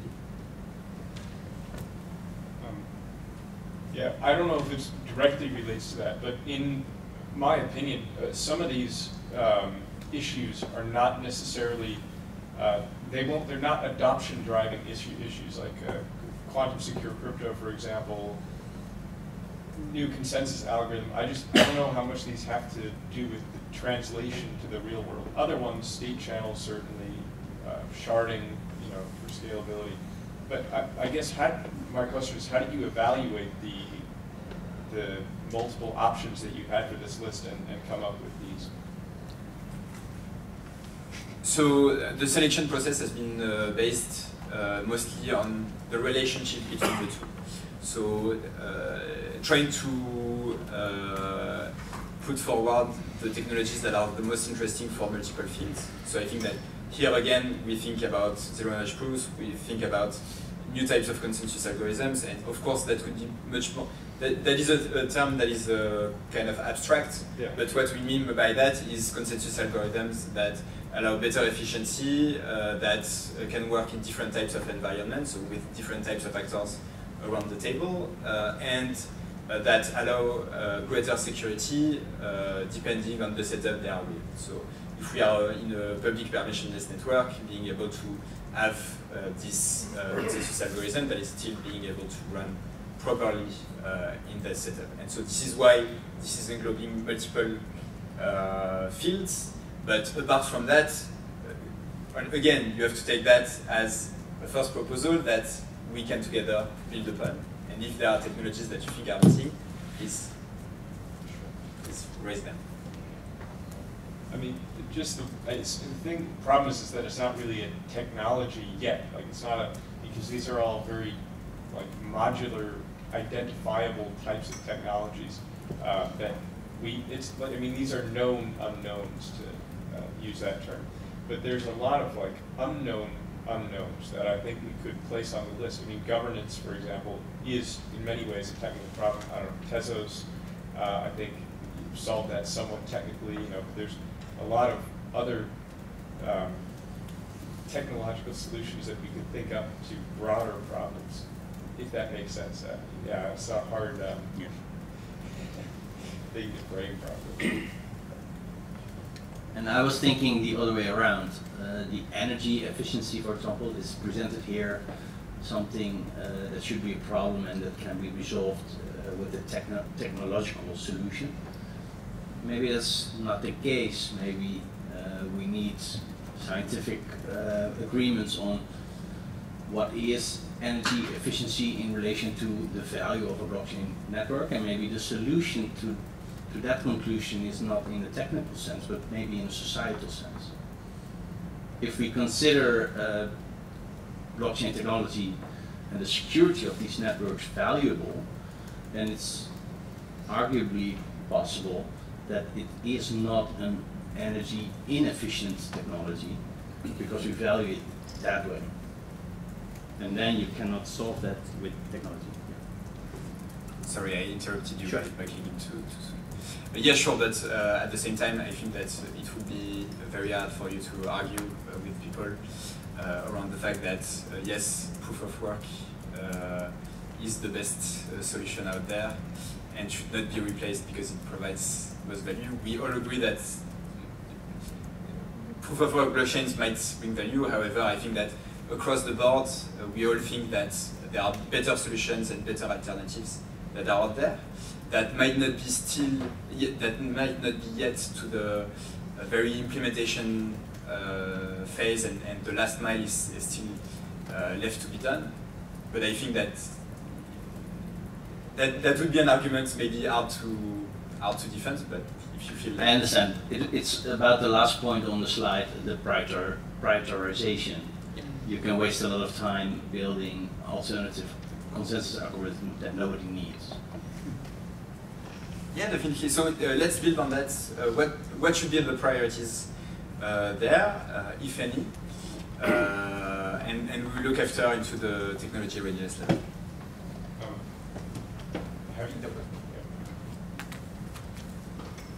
So a new open, I think you stay at the blockchain level in your slide. You don't go to the application level, and in between on smart contract, formal language, proof of smart contract. I don't know anything in your slide dealing with this intermediate level around smart contract. And this kind of language is very difficult for industrial to develop a language because by itself it's open, it can be only reserved for a company. I don't know if there is the owner of C++, they don't make a lot of money with C++, and it's useful to have this kind of new language to describe some application very easily. Maybe some research in that field may be interesting. I was going to ask if you've partnered with any specific projects, because I think that might be a way to really get a clear view of priority and seeing what they would like to have research on, and then sort of work together with them. Like, I don't know, Ethereum, for example, were to say, here's the top priority for Ethereum from the Ethereum Foundation, then maybe you could work on prioritize it that way. Just an idea. Yeah, sure, definitely. So we could spend a lot of time asking each individual what they think should be the priorities. And actually, that's part of what has been ongoing today. Nicolas, for example, this morning, shared his view about what he thinks are the priorities for the ecosystem and what could be a way to implement them in the next 10 years.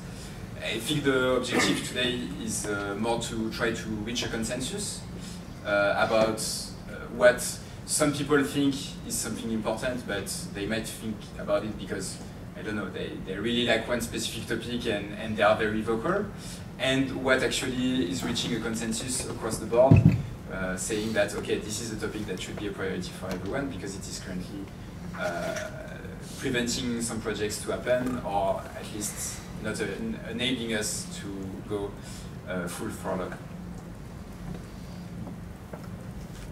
It's most likely not a surprise when I'm saying that decentralization sort of has some priority, because otherwise we will not get to the point to discuss any security or energy efficiency questions if the solution to the problem is a centralized solution. So either we believe there is a decentral, polycentric governance structure that is stable and it's ongoing over time and it's doing something in a better way than a centralized system, then privacy, scalability, security, and energy efficiency is going to be discussed as well. But if decentralization is not a reality, it can't be established in a stable, long-term perspective, then the other questions will never become a question.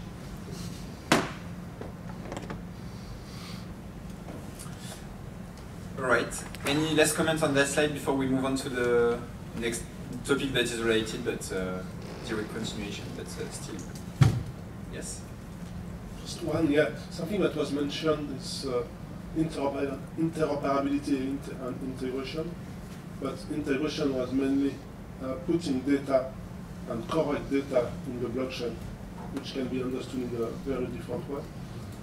And it's actually interesting because if you ask to Ethereum Foundation, for example, what are the priorities, they will never mention this because they're just in the underlying layer, so they don't have any issue with integration. But it's, however, an interesting one.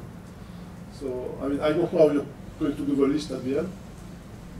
I don't know what is the research done on integration, but it's kind of interesting, this kind of thing. And on the same level, speaking about regulatory requirements, again, it's not something that will come from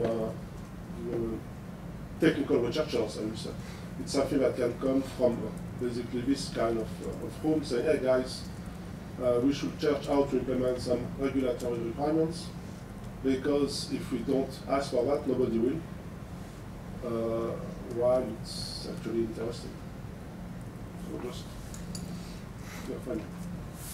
Very useful, thank you very much. And so the way it works is that you are giving inputs, and at the end of the day, we find out what is the consensus between everything that has been said, and we put that consensus inside the report. So this is the way we manage the inputs. Thank you also. All right, so let's move on directly to the next slide that is directly related to what we have seen before. So what you will recognize at the right bottom end of the slide are the technologies that we were mentioning just before. And so here the idea is to quickly review them and have a common understanding about to what level of technology readiness we are for those technologies. The objective is not to argue about, okay, it's level 4 or it's level 5. It's really about, are we close to implementation, or are we only to the ID and very conceptual phases for each of those technologies. And what I would propose is maybe to start by asking questions directly to some people. So, Nicolas, this morning you talked about zero knowledge proofs. Where are we?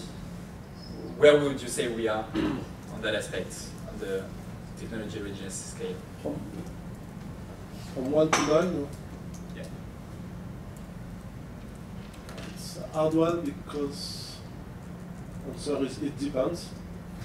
So it's between it depends because there are new schemes with different properties. So some of them are clearly 9, namely growth 16, and some of them are 2. Yeah, between 2 to 9, depending. And the question to improve privacy and scalability to a required level, yes, we need to bring 2 to go from 2 to 9 from some of those schemes. So I understand. No, that's very interesting actually, because so the way you answer that is really related to specific schemes. But let's say for a second that I want to use zero knowledge proofs and I don't care at all about which scheme I am going to use. I just want to use the scheme that is best for me at one specific instant.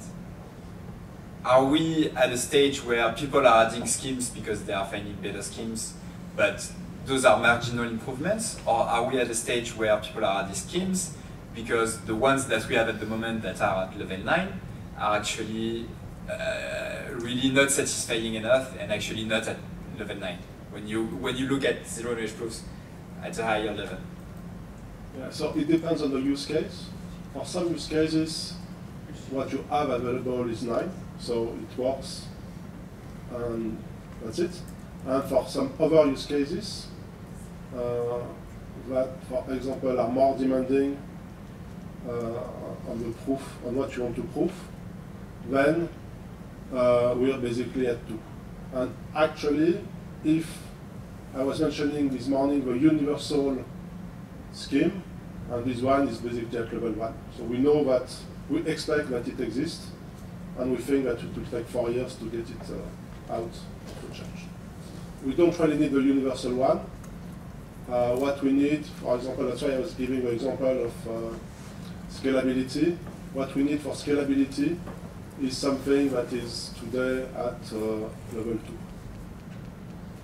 But for some use cases, for small privacy without too many transactions per second, you're basically in step 9 already. Okay, very interesting. Let's move on to another one. Ludovic? Yes?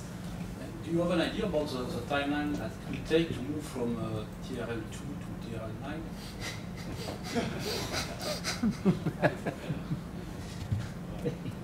Exactly.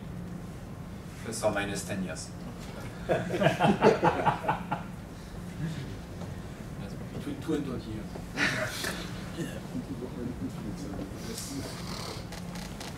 So I think I was joking, but I think the question was for you, Nicolas. I mean, for you or whoever is able to answer, or maybe we can debate a little bit. But what is also interesting to know is in which time frame we can consider that the knowledge proof will be at the level of adoption, which is level of scalability and adoption, which is no more an issue. Or no more research challenges? Yeah, so I think it depends a lot, but for the universal scheme, the guy who is more or less leading the topic, who is called Bonnie at Stanford University, said that it will be done in 5 years. So 5 years likely, it's from 1 to 8. Yeah. 8 to 9. This can go in production quite quickly. So basically, if I listen to this professor with a reference, he says 5 years. Now, if you have his name, you can contact him in 5 years if it doesn't implement it. But actually, the estimate that you gave this morning was more than 10 years.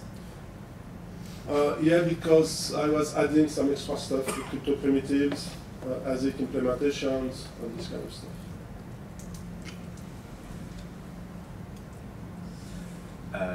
All right, so for example, so let's take another one. Pick the one you want, or if you don't, I will.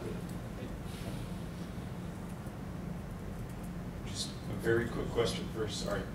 How do you define a relevant environment versus an operational environment? I don't want to get into debating between the different numbers, like you said, but I can't really frame it without comments. Sure. So I think that I've actually probably the perfect person to answer that question at the end of the room. I can't remember your name. I apologize, but would you be able to answer that question, please? Oh yes, sure. What the difference between a relevant environment and an operational environment would be in a system like this?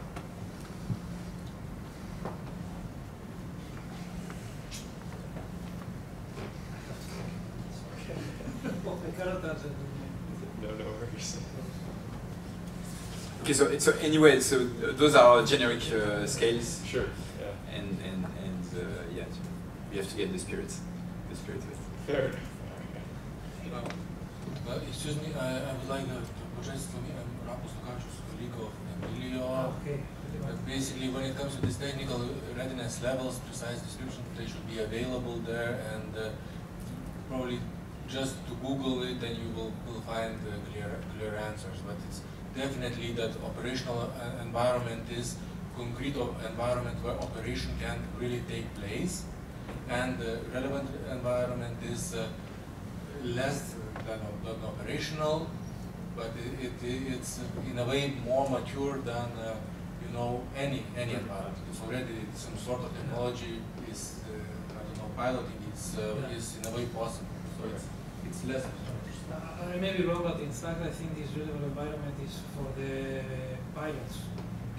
So know, of these pilots that are almost real life traditions where you make these technologies, something related to what the pilot That makes sense. normally.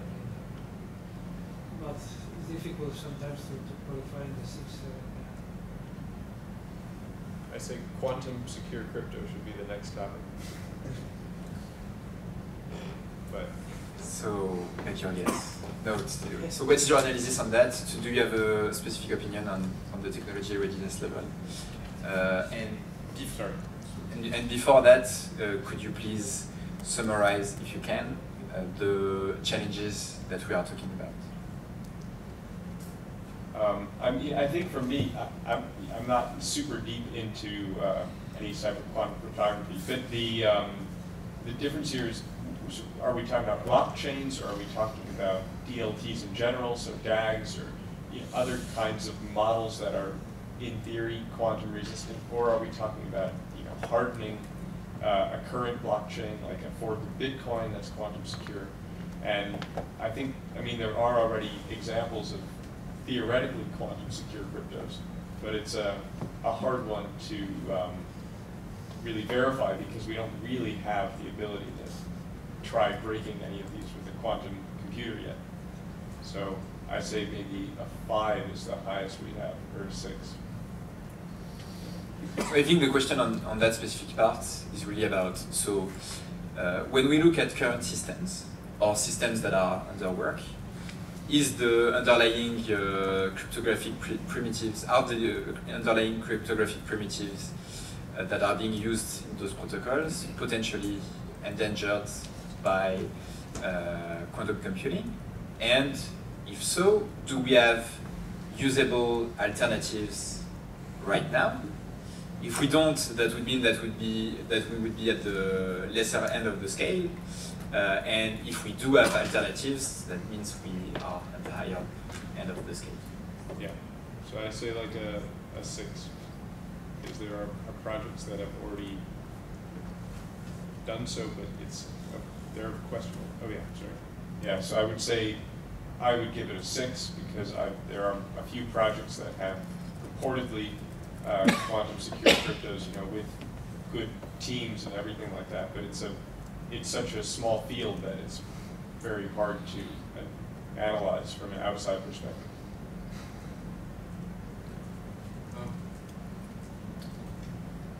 I would like a little bit to add to this 6 and 7. So basically, technology readiness levels, they are coming from NASA as such. It was taken over from there.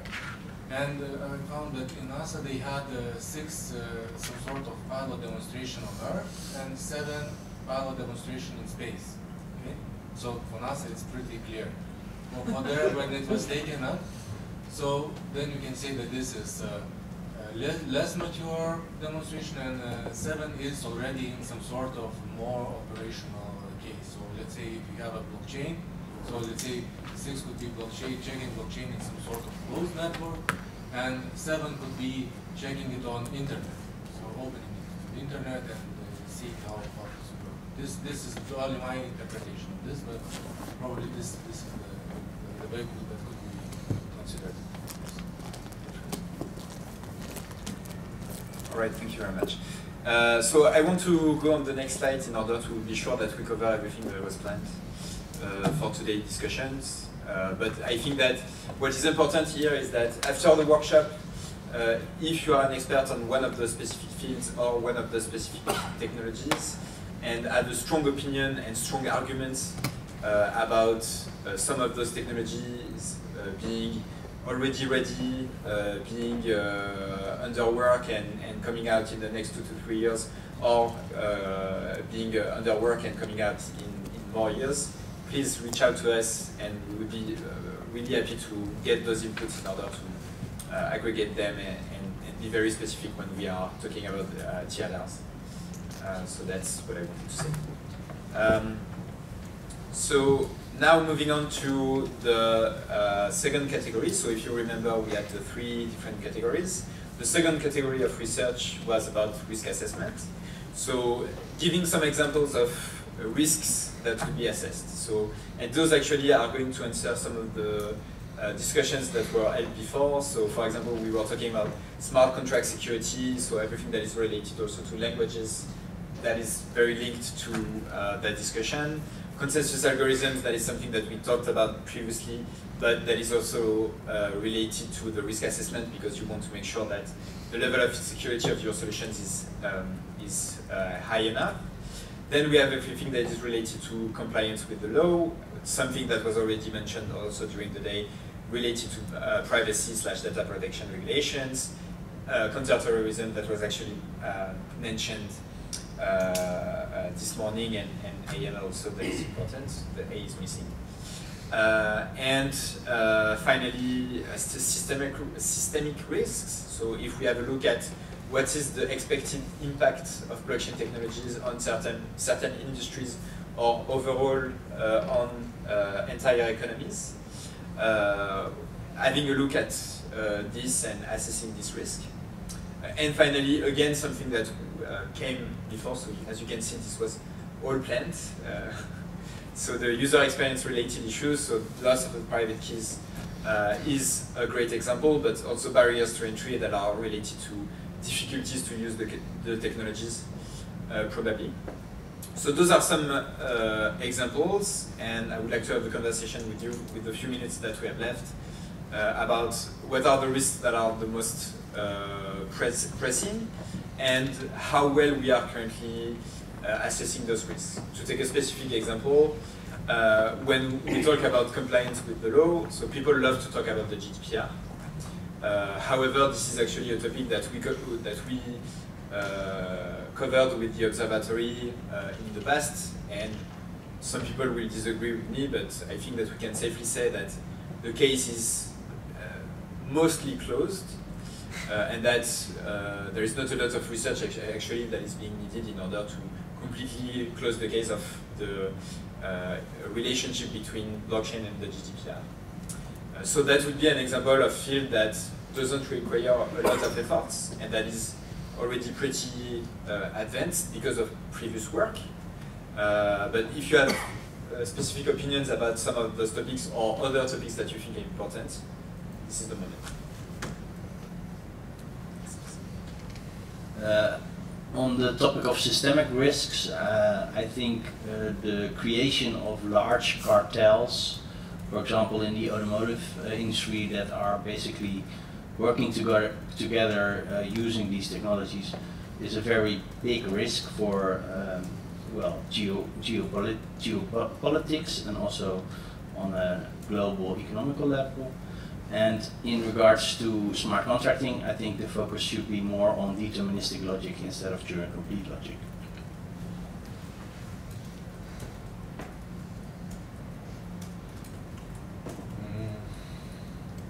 I would like to raise the issue of trust, and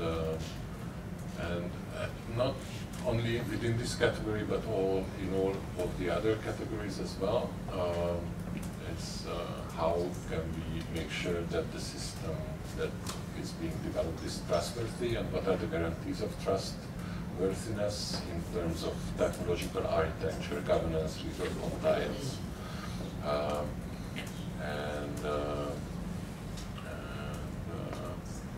So I missed that part quite. Okay, thank you, that's clear. Be interesting to see something on user identity as well. I don't know if that fits in with risk, but I think it does, because you're talking about, especially if you're talking about, counterterrorism compliance with law. That's very heavily, at least KYC, AML integrated, which then goes to ID, which is, the user loses their data, also a security risk.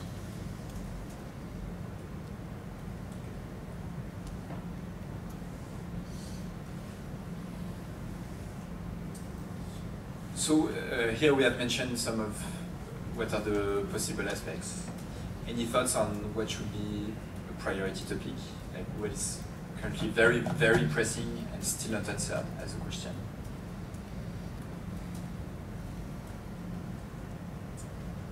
If you could get one answer to your blockchain questions that you're asking yourself for, I hope, 10 years now? What would be the answers that you would be looking for? We are really in the wishes today, but I think that's a good way to project ourselves. I think if I'm following up on the previous speaker, identity is a pressing issue, and it's not just identity for human beings; it's identity for processes, things, and for legal entities. Kind of depending on what kind of scale, what kind of scope you're looking at, kind of on a European level, on an international level, what kind of process has kind of process, what kind of entity request. You know, is that really a driving license from Trinidad and Tobago, or is it just a paper you just made yourself? And are you allowed to drive on the European road? Is something which is a big issue, which is a pressing one. Actually, that's the perfect transition. So I'm coming back to what you just said, but before I'm taking one last question. I would propose it's not a risk, but rather institutional change or institutional adoption. I think that is, I raised institutions before. I think this is not technology, but institution building. And then what I've heard so far is that many of the barrier entries are institutional limitations, institutions unable to cope with the change. And that is somewhere around this compliance, systemic risks, user experience domain, but it's not risk related. Yes, I agree to that. So if you look at the banks are... Push again. Oh, sorry. If you look, I agree with that, because I think if you look at what's happening in the financial sector, the banks are unbundling, and they are, all the functions of banks, financing, payments, are being otherwise bundled than they used to be within one bank. And there is some risk that other benefits that banks bring us now as a society might also be washed away with this unbundling of an institution like a bank. And maybe that could happen in education and in health and in logistics and anywhere. So I'm not sure that we really know what will happen if other organizations like banks are going to unbundle as well. And what sort of benefits will be, without us wanting that to happen, will be washed away with this process of unbundling. And I think there should be some more risk assessments maybe there as well. So to the risk of repeating myself a bit, I would list fragmentation as a risk, and that goes along with integration / interoperability. I think the world is heterogeneous in nature. People hope that their technology of choice is going to win the battle, but the likelihood is we will live with many different technologies, at least several, more than one, and there will be a need to integrate those. Thank you for making that point very clear. Yes, one last aspect, and then I would like to take the last few minutes for the last slide, please. I would say the pressing issue is the user experience. Paradoxically, sounds very simple, but I think for mass adoption, it's absolutely critical because people outside of the industry, I said it today already, don't find it very easy to onboard. And I think if this technology works, particularly on networking effect, then mass adoption is very intuitively related. Thank you. So I want to come back on what Roman just said, and about the importance of digital identity and how this could be a potential priority.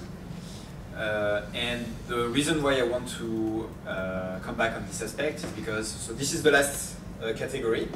This last category, as you remember, about use cases / protocols, whether or not we think that's a relevant category.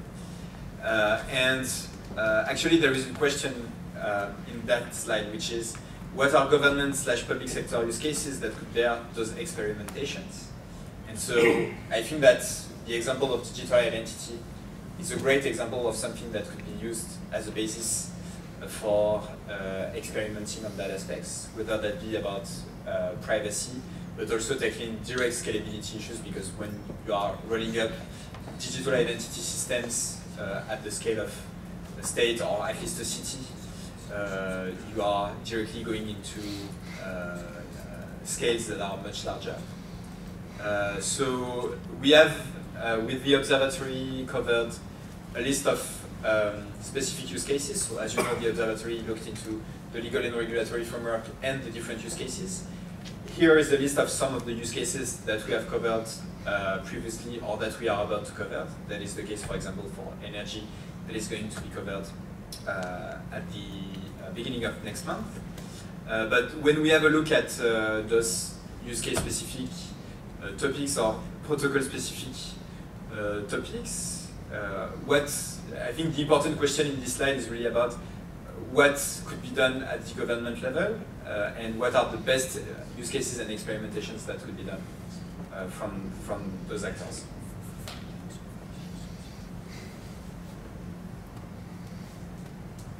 First of all, Roman, do you agree that digital identity could be a good one, maybe? Well, I mean, now we are back to kind of classifying which use cases are more important, or kind of this bucket of use cases.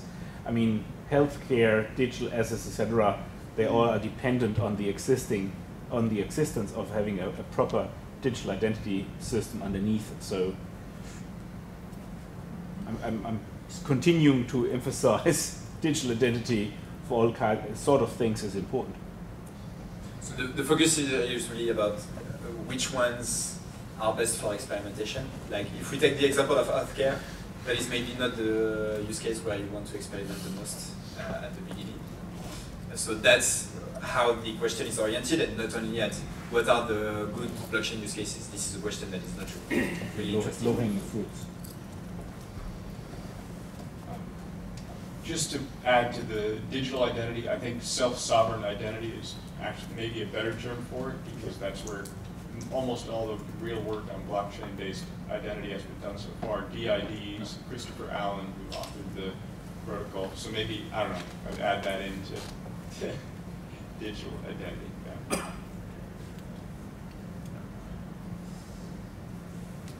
Any last thoughts, comments, or statements that you want to make before we wrap up? Maybe a suggestion for the use cases. I don't know if like any government paid like funds, subventions, subsidies could be a use case. I don't know, but maybe it requires other components first to fall in place.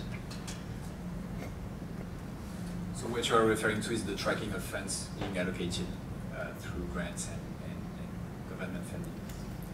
Could be also applicable to NGOs, for example.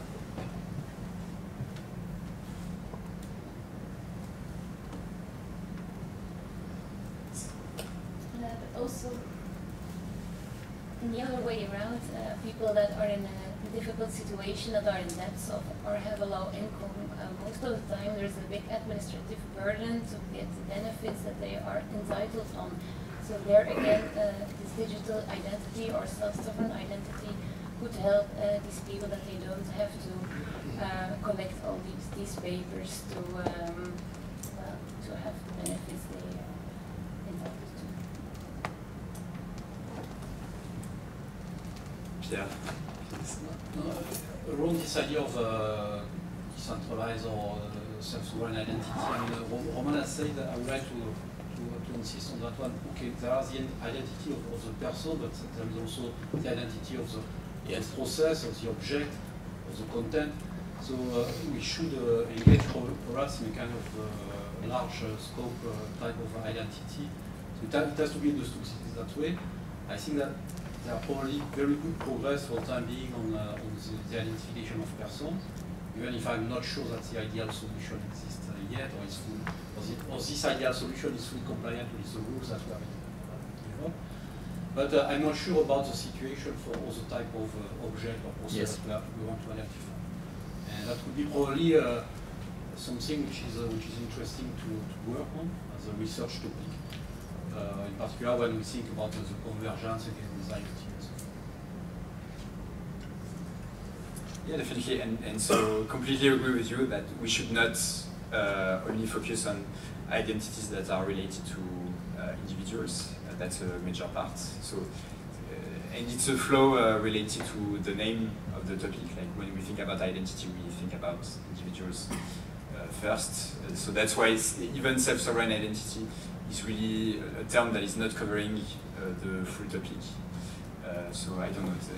Maybe there are other terms that that could be used. We were actually thinking of that with some colleagues. Maybe universal identifiers are actually a better term to be developed and to advocate for. But yes, definitely is something that should be further researched. I see that you disagree on the universal identifiers, but yeah. I think that if no one has come up with a better name than just decentralized identity or anything else, that's probably because it's hard. All right, so time's up. Thank you very much to all of you for running through the day with us, for being so active in your participations. So as I was mentioning twice before during the day, everything has been recorded today and will be published publicly on the website of the Observatory and Forum. The outputs of this workshop will be gathered into workshop reports. If you have any additional comments or any additional thoughts that you would like to share with us, please feel free to do so. There is a survey that is currently out, and we will send you the link of the survey also after the workshop so that you can fill it.